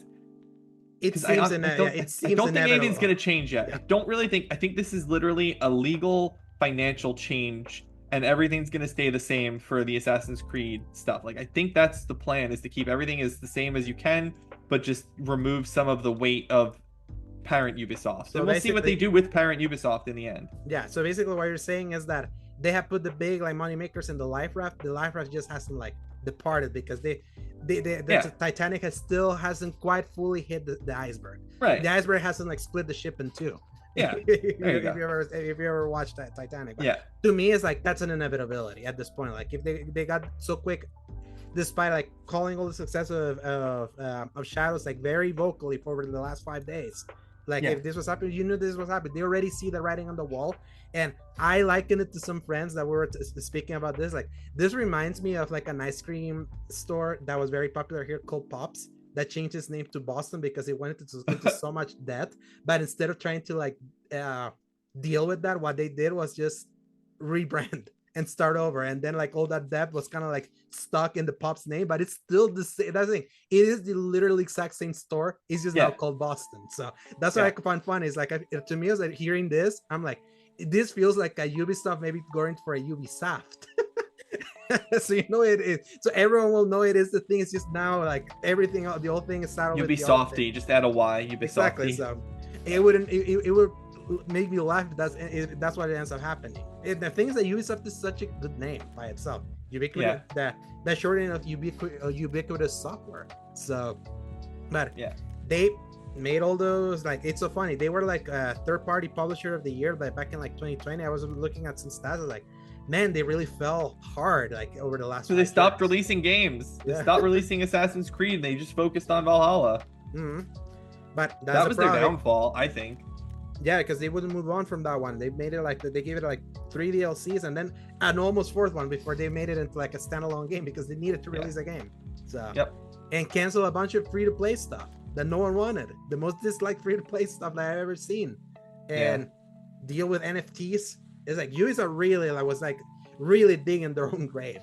like for not the best management. Yeah, and that's like it's still the same people managing it. That's the irony. The game was are still kind of like in power, so. But Assassin's Creed is still good, and at the very least, this ensures that we'll see what comes next after Shadow. I mean, they had already announced Hex like 3 years ago, or Hexa, whatever. Hexa, the witch one. The witch one. So I don't remember. Is that a full one, or is that like a smaller, bite-sized Mirage one? They just said that Montreal, the main team, was making it. So Montreal was the Origins and Valhalla team. So and this one was made by the Odyssey team and the Syndicate team. So the better ones. That's unfortunate. Yeah. So. No, one of them was better than the other ones. That was not Odyssey. So. Well, I mean, I like Odyssey and Syndicate more than I like Origins and Valhalla as a pair. Yeah, but part of that is just my general distaste for Valhalla, but my love of Syndicate, because I really do love Origins. Origins is great. yeah, Syndicate and Origins are the ones that I love from those two. So Yeah. Odyssey, I have my trepidations, and Valhalla is just too long in the tooth. So Yeah. Shadows is better than the last two. So now we can move on to the blip that was the Nintendo Direct. Switch's left primer that happened this morning at 7 a.m. I woke up, like I was like awake. I was like, I'll watch it. I watched it out of the morbid curiosity of like, you guys have a Switch 2 Direct literally next week. Why are you doing one this week? And that's what my headline says. Yes. So Switch is left primarily with remasters and small games. Why bother with this when the Switch 2 Direct is in a week? Because Nintendo. Pokemon looks cool though. Yep. I would say this: if this was a means to an end, that the Switch 2 one is just big hitters for them, it was a good means for an end. Because like I always do, like I found interesting stuff in this Direct, like in the remaster forum, that I'm like, that seems interesting. There were weird stuff that I was like, even Hogue like mentioned, is like the two things that popped out in my mind is that 2 other PlayStation games are coming to Switch in this one. That was Patapon and Hotshot and Everybody's Golf, also known as Hotshot's Golf, depending on where you were in the world before they merged the names. And Bandai Namco is publishing those. Like, so similar to Freedom Wars Remastered from earlier this year, it feels like Bandai is the partner for Sony to be like, hey, we'll take these old IPs you're not doing anything with, we'll remaster them or do like a new game, and you get a game too, but we put it everywhere else, and you get kind of like that licensing money. I am curious about the licensing structure. I would imagine if they sold the IPs, we would know that. So I assume that they're just licenses to make in the games, trademark. It still says Sony Interactive, like at the did it? bottom. Okay, so, I didn't you can look. see that. Yeah. So it is a license. Then that's good. I think this is the right approach. I wish more companies would do this. If you're not gonna make your IP, then give it to someone who's gonna make stuff. Especially for a company like Sony that has made it so clear that, based on what we're hearing about another God of War game, they're trying to do like smaller stuff because they're finally reached that point where we cannot just rely on the very biggest to big stuff that takes 5 to 7 years to make, because then we don't have a first party lineup. They're gonna do smaller stuff. That's what these games used to be, kind of like those like in between fillers to like the big stuff. That's what the PlayStation catalog that I fell in love with was so cool, because it had that variety and the big stuff. Then they just focus on the big stuff, but that big stuff takes forever to make. But if they don't have the overhead or kind of like the teams to make that small stuff, do what you're doing. I love this. That give it to Bandai I think it's smart. That can whip these games really quick, like, because they have a lot of like small teams that can kind of take on this on these things. You can then see if there's interest there, and then those franchises still live on, because at the end of the day, if people like these franchises, they're not gonna care if they're not like under just exclusive Sony umbrella. To me, this is like a win to many franchises that would have been dead otherwise, and I do like that. I like Patapon. I like Patapon. I never played either of them. I don't have any attachment to Patapon especially or the because golf game. Because it's like it looks like the kind of game that you just refuse to play too. But besides that point, it's like those were the kind of unique games they used to make, and they just kind of went so far up the ass of let's just make over the shoulder super highly detailed. I should say I may not have been against Patapon when Patapon was relevant. That's a different era of time. Games looked differently back then. But I don't actually know what kind of game is Patapon. I don't know. It's like an adventure rhythm game where you're like, have you heard of Pikmin? Have you heard of Pikmin from Nintendo? Yeah, I know Pikmin. It's kind of similar to that. You have kind of like that army that you're kind of controlling, but you're doing it in kind of not turn-based, but you're doing like you're activating like their attacks through like rhythms with the pada. I don't know. Yeah, that sounds a little bit interesting, but I don't know. In any event, I didn't really have any attachment to either of these, but I agree with you, Alex. Mm-hmm. I think that it's a really smart idea to just, here's stuff that we are not doing. This is our legacy IP.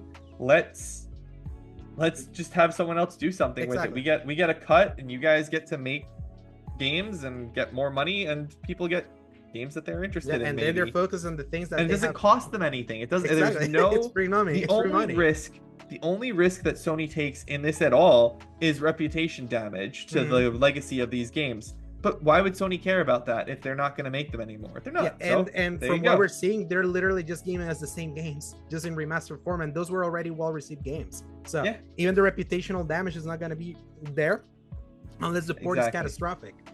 Freedom of Remaster, from what I heard, it was a solid port for that kind of game. Obviously, it came out very early in the year and got overshadowed really quickly by the new stuff. But if they're still doing this, then that game did well enough that they're like, this worked for us, and we're gonna keep on doing it. Unless they greenlit all of this at the same time. So you never knows. Maybe that's kind of. I mean, they might have, but who knows? Yeah, the fact they're not ready to be released tells me that they're still ways like just tiny ways off.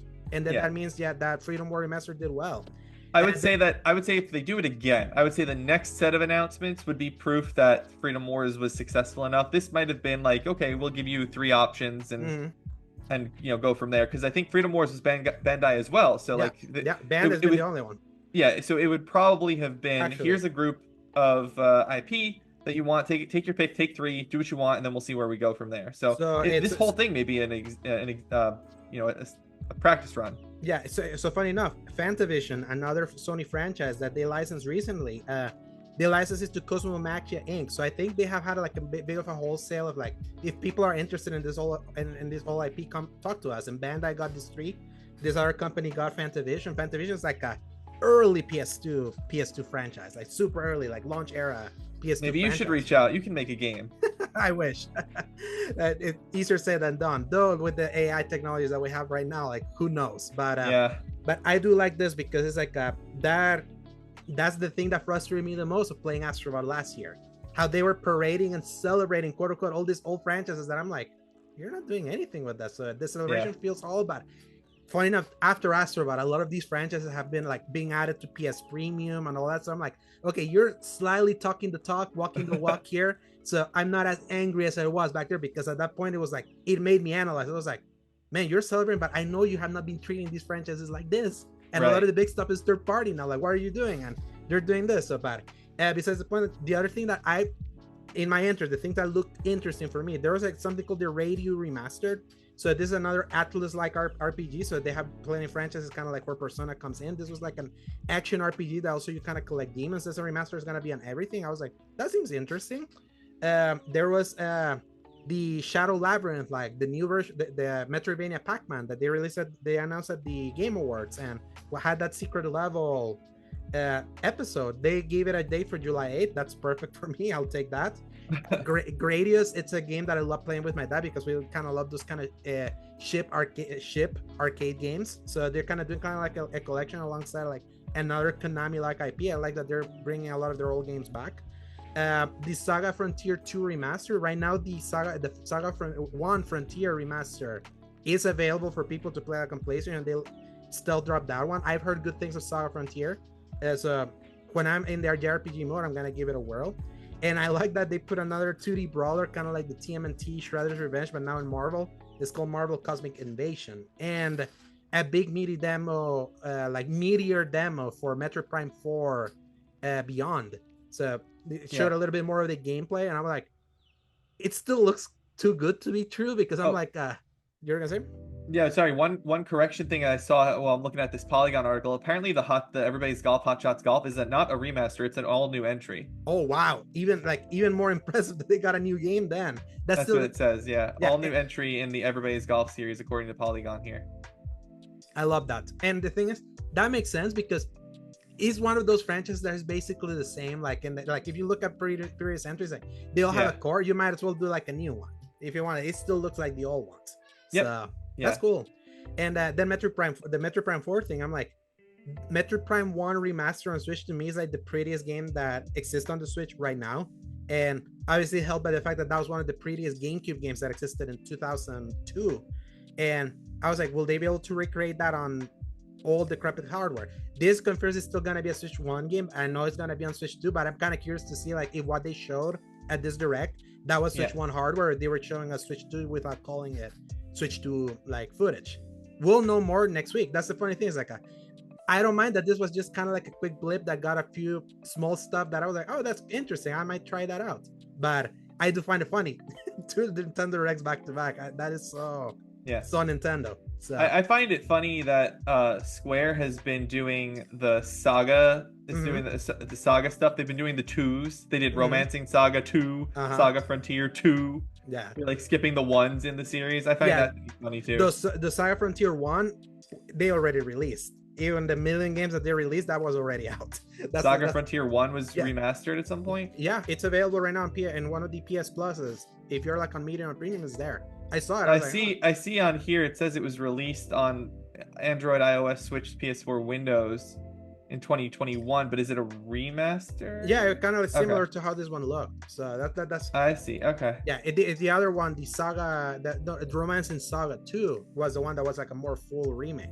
Yeah, right. Sure, That's right. Yeah, I didn't know. Is the Saga Frontier? it's These are just different. remasters Yeah, then. Yeah. exactly. Yeah, it's Okay. remasters kind of like in that, but it's not like the Dragon Quest 1 and 2 HDs that were here that I'm Yeah. Well, excited. I wish that they would do. So I don't know anything about the Saga series, but like the Romancing Saga 2 sounded really cool. Mm-hmm. I just didn't. I don't want to play it without having played one, but Yes, maybe I will try it. exactly. Matters. Hey, if you're releasing it without I giving know me Hogue Romance and was really Saga, enjoying it. yeah.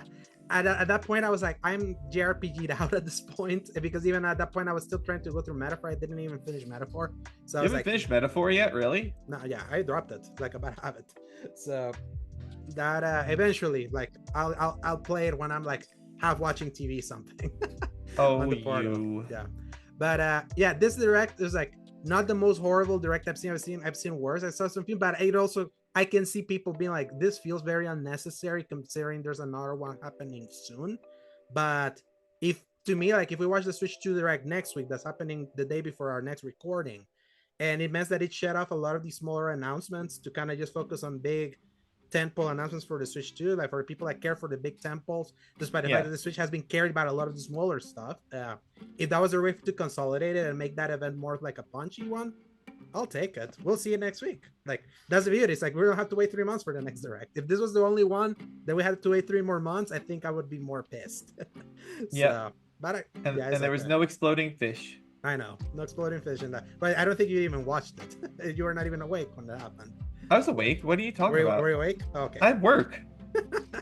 It's at 9 o'clock my time. Yeah, that's so cool. You start working, started watching immediately. I didn't watch it though. I was at work and I was following on Twitter as I was doing the Warrior 64 yeah. thing. Yeah, makes sense. So yeah, because for me, because I do have work to do, so I don't always have things on in the background, but I can always just have a Twitter feed open easy enough. That's no big deal. Yeah, it makes sense. Yeah. So. Even though I feel like sometimes just reading about stuff instead of watching it can feel very differently. Like because I remember Paul when I told him about some of the stuff from the last State of Play, and he read it, I was like, that's some sort. And then he watched the State of Play, and he was like, that didn't seem that bad. It was like, I was. You like, mean he didn't go clean up an exploded fish? No, he didn't. No, he did not. So that's kind of what is so funny. I feel like reading about something and watching something can be different. So I agree. Yeah. So, but hey, you have also made your biases pretty clear. So I'm not gonna belabor on. I'm excited for the next week though. I am super curious. I have a Switch. I haven't played it in a long time. It's sitting in my backpack over there because I brought it with me on vacation. I didn't do anything with it. But I am curious about what's going to be revealed. And like I said, Jing's been obsessed with her Switch lately. So I'll probably buy her a Switch 2 and I'll just end up playing it for a while. If there's something that actually catches your eye, you can be like, hey, I have games on the Switch that I want to play. Scarlet and Violet. I have Scarlet. I've never played it. I want to play the Fire Emblem Three Hopes game. Like I want to play these games, but I just hate how they all run on the Switch. It's so funny that, for example, someone like went into like the files for Xenoblade Chronicles X, and they detected a 60 FPS kind of like prompt. That is one of those files that are. You're gonna say? I was just saying, I have Xenoblade Chronicles Definitive Edition on Switch. I have these games. I want to play them at some point. Like they are games I'm interested in playing. Yeah. I like hearing about all those people unearthing this in the files because it means that the backwards compatibility is gonna unlock a bunch of stuff like in those old games, and that is gonna make. I hope so. It's gonna make that library feel even more robust, like launch. Kind of what I love when PS5 and Xbox Series X came in, and be like, oh, it feels nice trying these games with all these boosts. It's kind of cool. I need a vacation of just gameplay to catch up on things. There's so many to play. Coming soon in a month. It's not even. No, it's not. I mean, I still work. I'm still working. Yeah. Just went off. Time. Just be like, kind of like, no work at all. I feel you. Yeah, it's kind of hard. It's kind of hard to get those nowadays. It is. I mean, it's hard to find that kind of time. But I as much as I love games, as much as I host this podcast, I would still rather travel and go places with Jing and do things like go throw dice in casinos in Vegas. That's so funny. Like that's so fun. Joe, I would too if I could afford it. Well. You can afford it. You just have to, save your money and stop buying all the video games you buy. Remember, I'm in a different country, so flying in is much different than being. You can fly. You don't have to fly to Vegas. I mean, go to other places. You can. El Salvador is not a small place, right? There's places you can travel. No, it is a very small country. Look at it in the map. Okay. I know it's not as big as America, but there are other cities. You could go to another city in El Salvador and travel. There's barely any. There's more towns. I'm in the city of the country. Remember? Towns are great. Ask Michael Hubert. He loves towns. Yeah, but think about how different a town is in a third world country to like a town like in America. So yeah, that's true. That. You're right. No, you're right. You're right about that. Yeah. So here, if you go to one, you've seen it all. let's put it that way. Me, I love like more exotic traveling, but that's more like it's still like coming out of here to there. Yeah. It's Well, again, stop buying all those games, or work on those press contacts. Get more early access games. That's been the beauty this year. I haven't bought much, so Yeah. because of that. So, and now like to a very very exciting news that I was so happy to read this on March 25th. On March 25th, a new challenger an old challenger approaches. Game Informer, one of my most reliable news sites that I used for this show before I just had to rely on BGC, returns from the dead after being unceremoniously shut down by parent company GameStop, who can go F itself, in 2024, when the website went down and decades of games media coverage was lost to the ether. The entity is being revived by an NFT game developer owned by Neil Blomkamp, the director, called Godzilla Games, and operates now under Game Informer Inc. and maintains editorial autonomy. So the most exciting thing about that is that everyone that got laid off, like when the Game Informer got shut off, everyone returned. And in their return, they literally posted every single review of every big game from the period that they were done, including their Game of the Year stuff. And now they're back. They're back again. I didn't see the Game of the Year. What won Game of the Year for them? Astrobot. Okay, I saw the reviews. I did go and I looked at all those things. Ooh, I wonder if their review of Kingdom Come helped my score. 9.5. They give it a 9.5. I know they did, but I wonder if it impacted my my fantasy score. They probably did because they still have a connection to OC and Metacritic. So they probably in. Let me see. Do anything. Let me see. It didn't do anything. Oh well. It didn't do anything. Okay. No. So, probably. Pirate Yakuza is at an 81. Okay, that's good. Yes, and they gave Veilguard an 8. So yeah, I saw that. That's fine. Sounds around right. I gave it an 8.5. I get it. Yeah, that's fine with me. And what's funny is that they made it a point too that they reviewed those games and they're giving it a score based on how they're currently at right now in March 2020. So it'd be like, well, that's when they reviewed them. So exactly. So it'd be like, yes, they were games from 2024, but we're accounting the updates and all that. That's why they gave Outlaws an 8.5 because that game changed in the period since you platinumed it and I reviewed it. So like it changed a lot for the better. They gave it an 8.5 there. So, it doesn't look like Game Informer has been added into Open Critic yet for it, so we'll see. So maybe it'll give me a little boost. I hope they do it because that's gonna give you a boost. I'm glad Game Informer is back. It's like Game Informer was my first site. Like they were the first time that I read reviews on something thanks to those magazines. The first magazine I ever got was the Snoop Dogg game that actually I lie. It was San Andreas. Was my first cover story. That the first magazine I got from them. I remember a game from Snoop Dogg that was supposed to be like a GTA game that never came out. I remember that cover so well. I want to add one thing about the Nintendo Direct before we continue this piece. I just want to say I have the unannounced mainline 3D Mario platformer as one of my fantasy picks, so I'm very hopeful for tomorrow if or it for next comes, week. If it comes out this week, and I hope it does because the last one came in their launch, you're gonna get like a massive boost because those games. I hope so because I already took a big fat 0 with Fable on this one here. So yeah, that's right. You were so like I don't blame you because they did say 2025. I always give Microsoft more credit than I should for actually releasing things. But yeah, so let's read this article from VGC here. In an announcement posted on its revived website, Game Informer said it would be returning in both digital and print with the entire team that was working together during its closure reunited.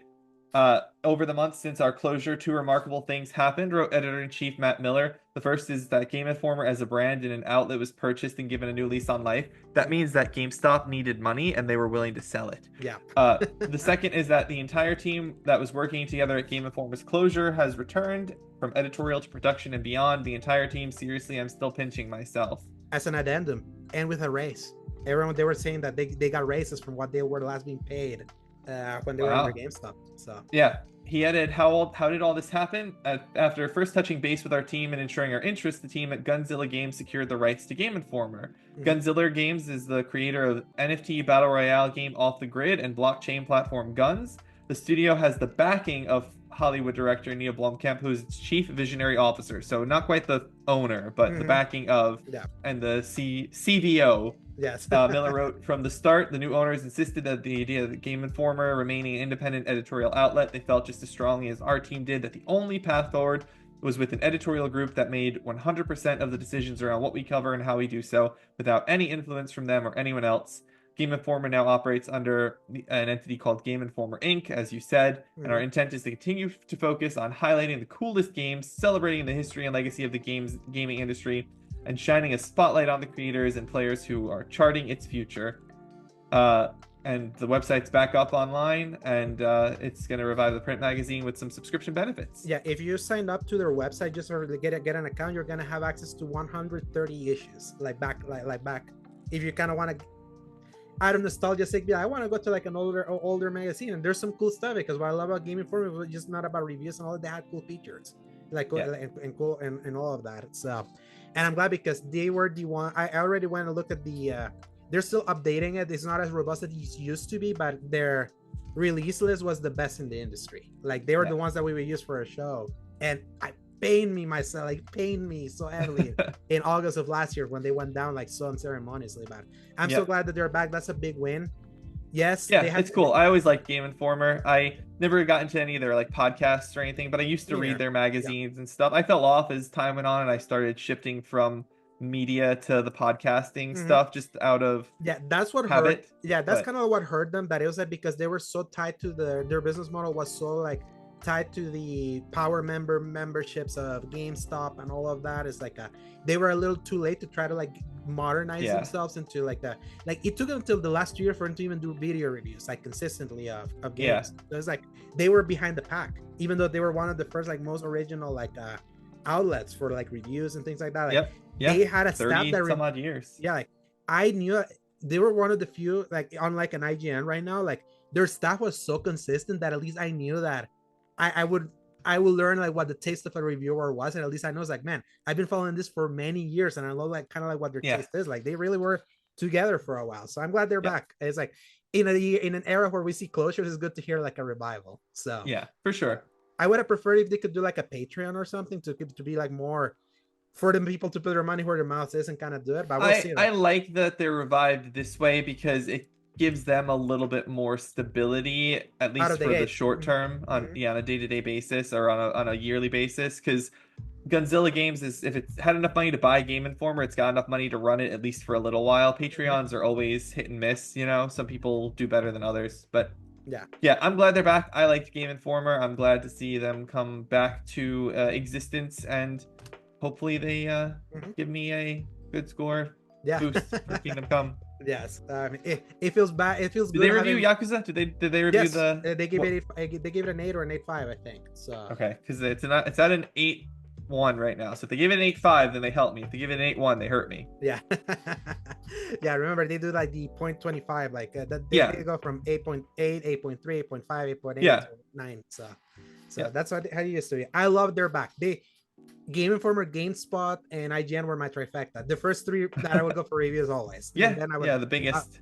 I would go. So yeah, and the fourth one would have been Game Trailers at the time. Yes, too. Yeah, and then it's so EC Allies doesn't do reviews anymore.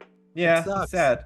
Yeah, it's so sad, but it's because they're so small now. Like, I mean, it's hard. It's hard to do reviews and all that, but their podcast is still worth listening to. But I was listening just before we started recording our own. I had it on from 2 weeks ago, because I'm always behind things now. But so but let's move on to the next one here. Next we got the good news of like revivals, and here's more layoffs at Crystal Dynamics. Having already faced layoffs by parent company Embracer Group's restructuring in 2023, 17 more people have been laid off at Tomb Raider developer Crystal Dynamics. Last we heard from Crystal Dynamics, they were assisting the initiative with the upcoming still undated Perfect Dark reboot, and they started work on a new Tomb Raider game back in 2022, developed on Unreal Engine 5 instead of their in-house technology. So I feel the headline basically speaks for itself. It kind of sucks that they still haven't put out the freaking Perfect Dark game, and they're still like suffering layoffs because they're still under Embracer that it's still like on a tailspin. I mean, worth noting is that Amazon is publishing the new Tomb Raider game. That was what the announcement was. So it's not even Embracer publishing it. It's Amazon for some reason. So that's interesting that happened. I mean, 17 people, it's such a specific number. I wonder what their roles were. They didn't say in any of their statements what sort of roles these people had, but it's always a shame when these sorts of things happen. Obviously, we've got the Tomb Raider live action series in the Mhm. works, and a lot of Tomb Raider things going on. Lara Croft is perpetually in development with something, I Yes. think. How good or popular those end up being. Didn't she have an animated show that was really bad come out Yeah, recently? in Netflix. So Yeah, that Netflix one. So those are, it's always up in the air. yeah, it's like Uh, I just want a new one. The last Tomb Raider was 2018, and I still like that kind of game. I still So haven't even played the last two. I played the first one of the reboot. I haven't played mhm. the follow-ups yet, but Yeah, Rise I is the own best them. one. Yeah, Rise is the best one out of the three. So, but they really did some good updates to the third one that wasn't quite made by Crystal Dynamics. That was Eidos Montreal that did that one. So, Yeah. because Crystal is toiling away at that failed Avengers game. So, next headline, real quick. Don't put those weapons just yet. Capcom reveals Monster Hunter Wild's first free title update. Capcom has fully revealed the features of its first free title update for Mega Hit Monster Hunter Wilds this week, with a bunch of new features and content reinforcing Joe's personal theory that this game came in hot from a features perspective. I feel that this more like underlines that, because when you call it half baked, I couldn't call it half baked from functionality. It was a well polished game, but on features and with how quickly they added him, now it has more credence to it. Yeah. Yeah, so Yeah, exactly. mhm. It's really like amazing that this game got the high scores that it did, despite the total lack of an arena to fight monsters, which I couldn't believe wasn't there. Like, what was the point Mhm. of capturing them? Mhm. And then the Zoshia, who's a fight in the game, you can't fight it again yet. Like, they're just adding that repeatable fight in there, and the lack of a Hub. cat cooking you dinner Mhm. scene. Like, that's the whole point of play. For some people, that's the whole point of playing this game, is to watch animated cats cook you a Mhm. meal. Yeah. So like some of these things, and the squad, hub or gathering hub or whatever they're gonna call it, like that needed to be its own thing. It should have been its own thing from the start. Yeah. And they say right here in Capcom said the squad information counter will relocate from the Windward Plains to the Grand Hub. It's Mhm. like, yeah, of course it is. Well, because it was just some lady sitting on a bench. Yeah. in the main tent. Yeah, it's like, come on. So very stupid that those things were not in there. Yeah. If it only, I mean, come on, the game's been out a month. It only took you a month to add it. Give yourself a month longer to do it. Like, just put them in the game. Yeah. But I hey, don't know. they launched it, But and it's, they're still the biggest success story of the year yeah, and it's in great. sales. It's a great game. I really have Yeah. enjoyed it. I've got like 60 some odd hours into it over the time. Yeah. It's fun. I've very much enjoyed playing the game. I look forward to playing it with people when they start playing it again, hopefully for the title Mhm. update. And I didn't, it's not in the headline here, but they did announce the second title update comes in In the summer summer. of this Yeah. year sometime. And that was So in the state of play that you were cleaning fish, like exploding fish. They did announce that. So the first title update is even yeah, more robust than they initially seen, because when they said that title update one was coming in the spring, the yeah, only thing that we knew was that Mitsunune, the beast, was coming in right. plus something else. No one was expecting it that they were They gonna were gonna finally finish make the game. yeah, they were gonna make a title update one like the feature parody against World. Uh, so so yeah, that's like and that's what I find funny, because like I knew that a hub wasn't there, because obviously they were experimenting with that seamless like connected world structure and and that's having like this cool. little That's fun. It works well. They do a good yeah, job with that to some extent, but I still you like the miss the hub. other yeah, The hub and is now you good. have The it, hub is cool. and now you'll have it. And the thing that I wonder, is it separate? Is it its own thing, or Yeah, will it's you its be own. I able mean, to it says it's its own area. I don't know if it's like its own area, like you have to load in the way that Mhm. you had to load in World. But Yeah. their quote said it was once the area is unlocked. So Yeah, I hope we'll that see. I hope they were able to make it so that it maintains kind of like that seamlessness, just because Yeah, I mean that's the world's not even seamless. You can't get to Suja without a loading screen. Like there are places you can't get to without loading. You have to load sometimes. yeah, I don't remember that. And I walked from point to point in that entire match just to test the seamlessness of it all. So Yeah, but the you thing is that can't like the proving ground area, the wounded area. That's a loading screen. oh You have yes, to yeah, load to get yeah, there. and those were kind of like the post campaign, like more like Yeah, the post campaign kind of like arena where you find kind of yeah, that yeah, that I do agree with. So yeah. So anyway, but yeah, it's exciting. I'm really cool. It's very cool to see this stuff coming. I'm very happy because I've really enjoyed playing this game, and I look forward to playing it more. yeah, and I'm glad that I'm kind of like skimming the article right now. Like the new beast, if you're rank 21, which is super easy to get to, if you're like early on in the quote unquote end game, you'll be able to unlock Mitsunori and do that extra mission. And the Zoshia is at 50, I think. So yeah, so she has a 50, and Arc Temper Ray Dao is also at 50. So it's like you'll be locked and ready for that. And I'm good. Yeah, I'm ready to go.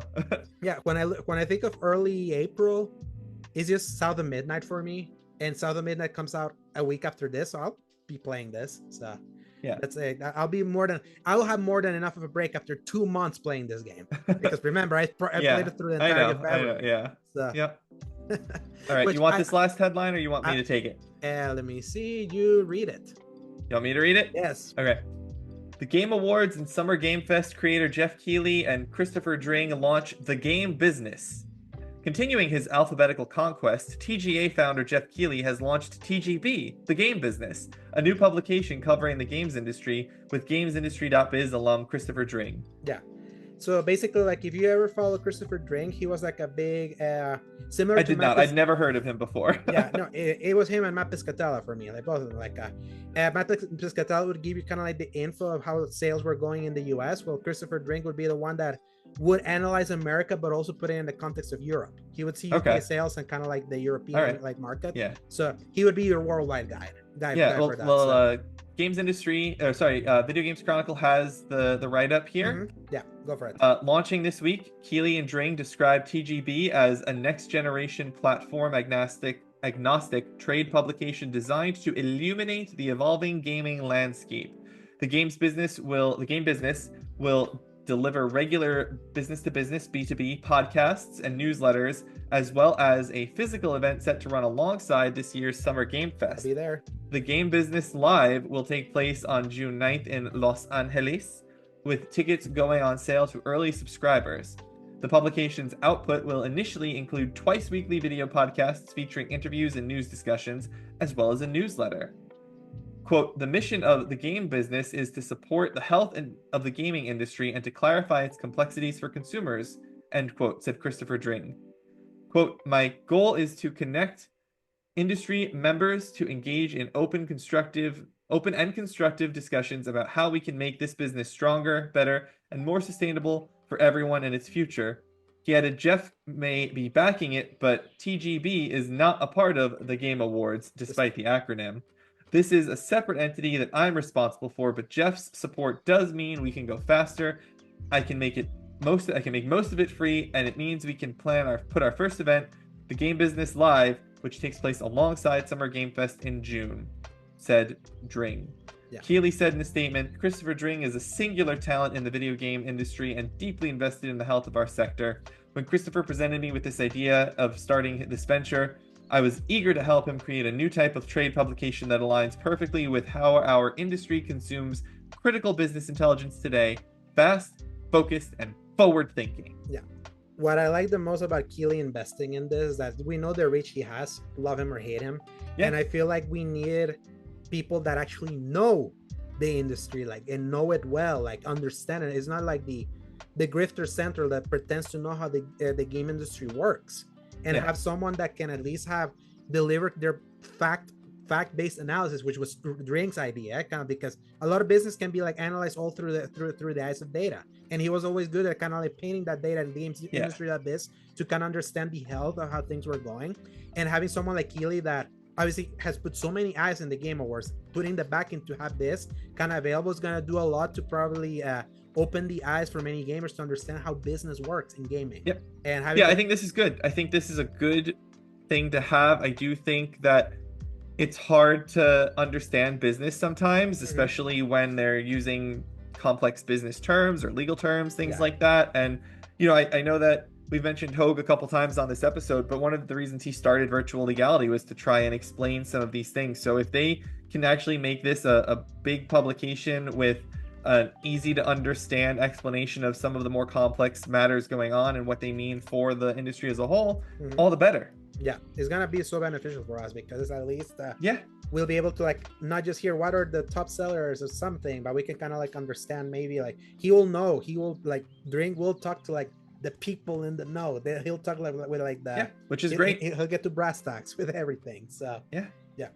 love it. At least we got two new like business ventures in the Return of Gaming Former and the opening of the Game Business. So we can get both like the the good and old, another one that could give us reviews, and then one that's gonna give us kind of like the nitty gritty of the serious business. It's exciting. Yes. I think that brings us to the end for the headlines for this week's episode. It sure does. But we have a couple quick ones that we're gonna go through real quick. Take it away. Oh, sure. PS Plus Essential titles for April have been revealed. They are RoboCop Rogue City, The Texas Chainsaw Massacre, and Digimon Story, Cyber Sleuth, Hacker's Memory. I've never played any of these games. Kind of maybe interested in Cyber Sleuth. Yeah, if you want like a story-based shooter, because those are rare, and you don't mind like a AA one, do RoboCop. It's really fun. And Digimon Story, Cyber Sleuth, I've heard interesting stuff about it when we got the Digimon announcement at the last day of play. I know it's supposed to be kind of like a sort of follow-up to this. So yeah, I'll try it. I might give it a shot. I'm kind of interested. I don't know anything about RoboCop really. I'm familiar with the concept. It's never been my thing. It's before my era. I don't think I'll check it out just out of time sake. But yeah. Next headline here, quick, is the CD Projekt Red, the developer behind the beloved and massively successful The Witcher video game franchise and the more controversial Cyberpunk 2077, is joining up with mobile developer titan Scopely for an IP adaptation. No details have been announced or confirmed. Scopely has been the one who is acquiring Niantic, the developer of Pokemon Go and Ingress. No one ever talks about Ingress, but they did make Ingress, and they are now teaming up. Scopely is now teaming up with CDPR. I'm curious what they're going to do. I bet it's going to be something Witcher or Cyberpunk related, because CDPR doesn't really have much else in their IP portfolio. Maybe it's a walking game where you go and hunt monsters as a Witcher. Yeah, and let me add another quick headline now that you're in the CD Projekt topic. This was Jason Schreier. I was going to mention that he answered on a recent era thread that he has heard that the timeline for the next Witcher game, alongside Naughty Dog's next game, Intergalactic, is after 2026. So don't expect those until 2027. I mean, I never doubted that. I did not expect either of those to come next year. Witcher is probably 28, I would say. I don't think Witcher is this gen. I think Witcher is going to be next gen. Yeah, and this kind of follows closely to the usual timelines of a Naughty Dog game, 2 years after announcement. So it feels rough considering that they haven't had a game since The Last of Us 2, so it's going to be a long time. But it's funny, the last game from CD Projekt was also in 2020, so it's going to be close to 7 years since their last entry. So I do think we get the Witcher remake first, which I know is developed outside of CDPR proper, but I think they're helping on it. I do think they're involved in that. And you can't forget that CDPR was also super duper working a long time on Cyberpunk 2077. 3 years trying to get that fixed. And that was like 3 years of the whole team. That wasn't like 3 years of a tiny team. Like, they had everybody doing that in a splinter team working on Witcher stuff. So. And I tried to remember if it was around the time of Phantom Liberty release or right before they announced all their plans of expanding CDPR into the US. Yeah, it was just before, I think. Yeah, and then announcing that Witcher remake and the other project that then we learned was Witcher 4. I can't wait for that Witcher remake. I love the Witcher series. The Witcher 1 is so good and so horrible at the same time. So 2007 PC It's game. ancient. It is hard to play now. I went back to try to play it even a decade ago, and it was hard to play. So yeah, even 2 is hard to go back to, and it's even more modern. 3 is the one that just nailed it. Yeah. And next headline. Inzoi, I guess is how you say it. I don't know, but Inzoi is now the most wishlisted game on Steam, overtaking the rumored to exist Hollow Knight Silksong. And isn't Inzoi technically out in early access right now? Yes, as of today. It came out today. Okay. It came out the 27th. It should be available if you were to search it right now. I'm curious because they never actually anywhere said how much it costs, so it should be out as of now. It looks like it says planned release date is 2 hours, so you can wishlist it now, but that's when we're recording. So when you see this, it will be available. Yeah, and I heard because it's supposed to be like a Sims kind of game. I wish that they had a price. I wish it was out now so that we could tell people the price, but there is no price announcement in this thing. But it is a Sims-like. It is basically The Sims in a more realistic looking world. I have not heard particularly positive things about it. I've heard most people say it's kind of boring. I don't know. I'm curious about it. It feels like a game very specific for that crowd, I feel like. I mean, I like those games, so I'm curious. I think it's going to be $40. They haven't said, but they said it's like the price of a Sims expansion, and then everything else is free. And I think that means $40 USD.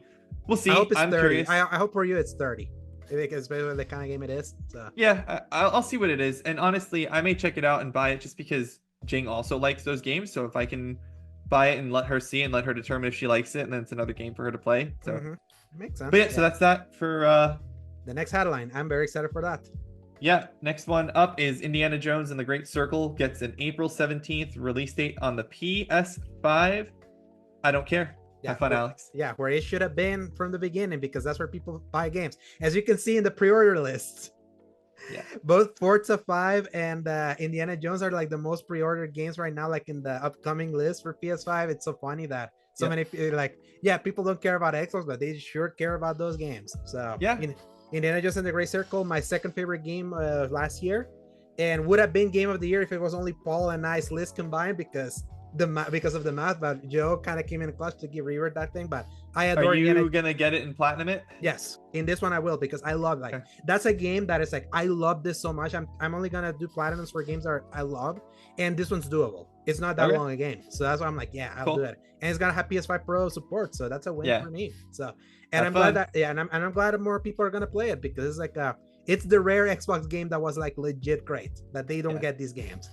So well, enjoy the game, sir. Yes, you have to watch those movies first to even remotely care about this. So all right, and finally, as we hinted to at the way early start of this podcast, God of War has a quote-unquote side story project set in Greece coming this year, according to Jeff Grubb, and it is not a remaster of the original games. It is something else. That's all we know. Yeah. What I find sorry about calling it a side story, because this is something that I even did side story project. Yeah. So I'm wondering how they're gonna do, like, this project is like, is it gonna be a remake of the first game? The thing that happened. No, it's a side story. Yeah, exactly. So that's the thing. Is like, what does side story mean? Is it still a Kratos game? Like, is it a Deimos game? It's brother. Like, I'm curious to see what the scope of this project is. What the focus of the project is. Like, if it's Greece in modern day, I kind of want to see that, because Greece got decimated at the end of that trilogy.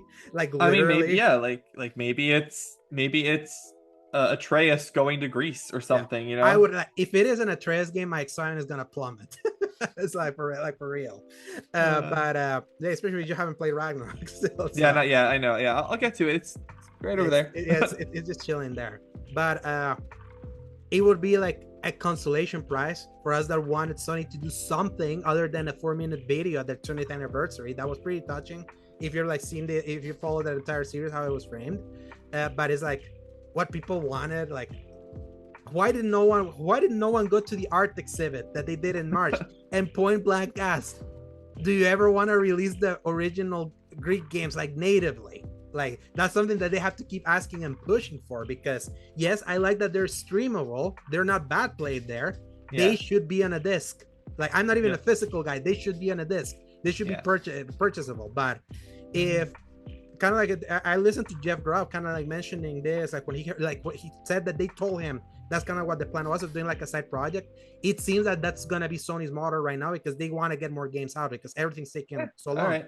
So you might get another Horizon side project if you want. You might be served there. So that's more Horizon, all the Horizon. Bring it on, Sony. I'll play everything but the Lego one. I'll play at some point, but I have not played yet. It's okay. I bought the PSVR 2 for the Call of the Mountain game. That is why I bought it. I played nothing else on there in any sort of extensive capacity. Love Horizon. Supposedly, if the leaks were true, Venom was this year too. That's a side. Yeah, that was the original. From the original leak. We'll see. That could be another side story project. It's like they only have Death Stranding 2 and Ghost of Yote. I can assume that. That's all right. Yote's gonna be fire. I'm really excited for Yote for sure. I'm more excited for that one after playing Shadows. I kind of want to see how these games coexist together, especially because of the different time. And you just played Rise of the Ronin. Yes, exactly. I'm so excited. That's what's funny. Thankfully, I don't feel burnt out on the samurai stuff, because I feel the approaches have been you're gonna know Japanese geography. You're gonna just be able to like navigate all of Japan by memory from all of your excursions. Dude, when we saw that guy, the guy from Arbiter, Eric, he's in Japan, right? He posted some picture, and I saw some of the Elliot. I saw pictures like, hey, from Shadows. I was like, when I saw that, I was like, yeah. Man.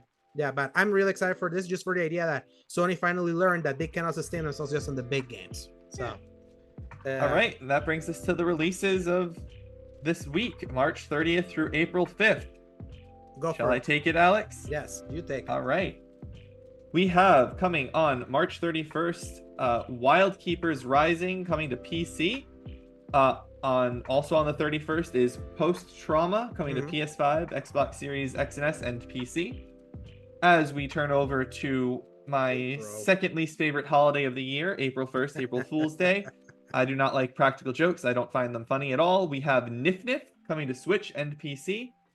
Then, so, by the way, as an aside, have you gotten got a lot of times in April 1st then? No, I just don't like it. I don't like that I can't trust anything I read on that day. It makes it less fun. Yeah.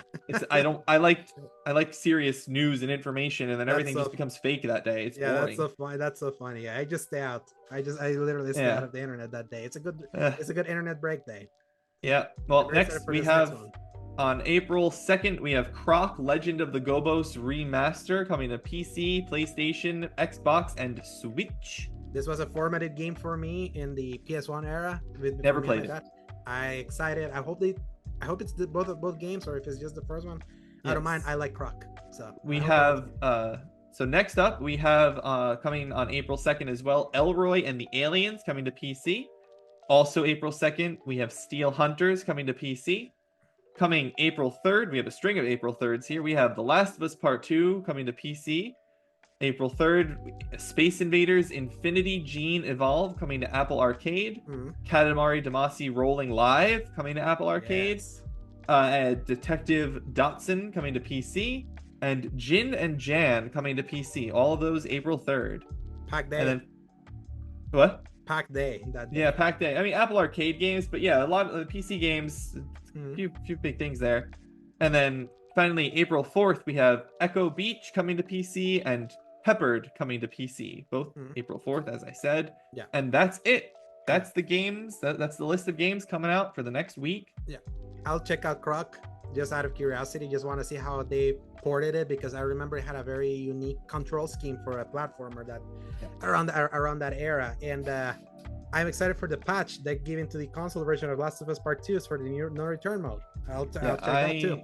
I don't intend to play any of these personally. I've got Kingdom Come Deliverance.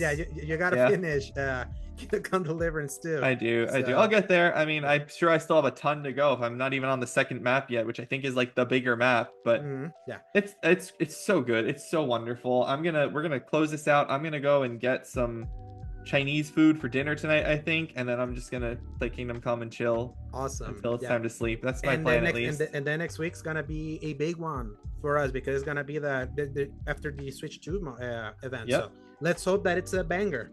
It's going to be a big one, and it's going to be a short episode because it's a Paul episode. So let's figure that one out. Let's hope nothing else happens the rest of the week. Exactly, yeah. That's what's so funny. It's like, at least we can use our Paul episodes to kind of like keep us tight. We were pretty tight this week. What are we at, 2 hours? So not bad. Or relatively speaking. So yeah, that's normally what we're at, is about 2 hours when it's the two of us. So where can people find you, Joe? You can find me at Joseph_Law_Rusa on Twitter/X. You can see my almost 10,000 viewed tweet complaining about GameStop on there. Feel free to like it and share it until I get my actual copy. Yeah, and retweet it until I actually get, or quote tweet it even better if you could, until I actually get my copy of the Assassin's Creed Shadows, because I really want that collector's edition, because I really like Assassin's Creed collector's editions. I have most of them. I don't have all of them, because there was a point where I stopped getting collector's editions, but I do have most of them, and I really like them. So please help me get my Assassin's Creed game. Please, GameStop, pretty please. Yeah. And that's pretty much it on Twitter. And then you can find my writing at Season Gaming.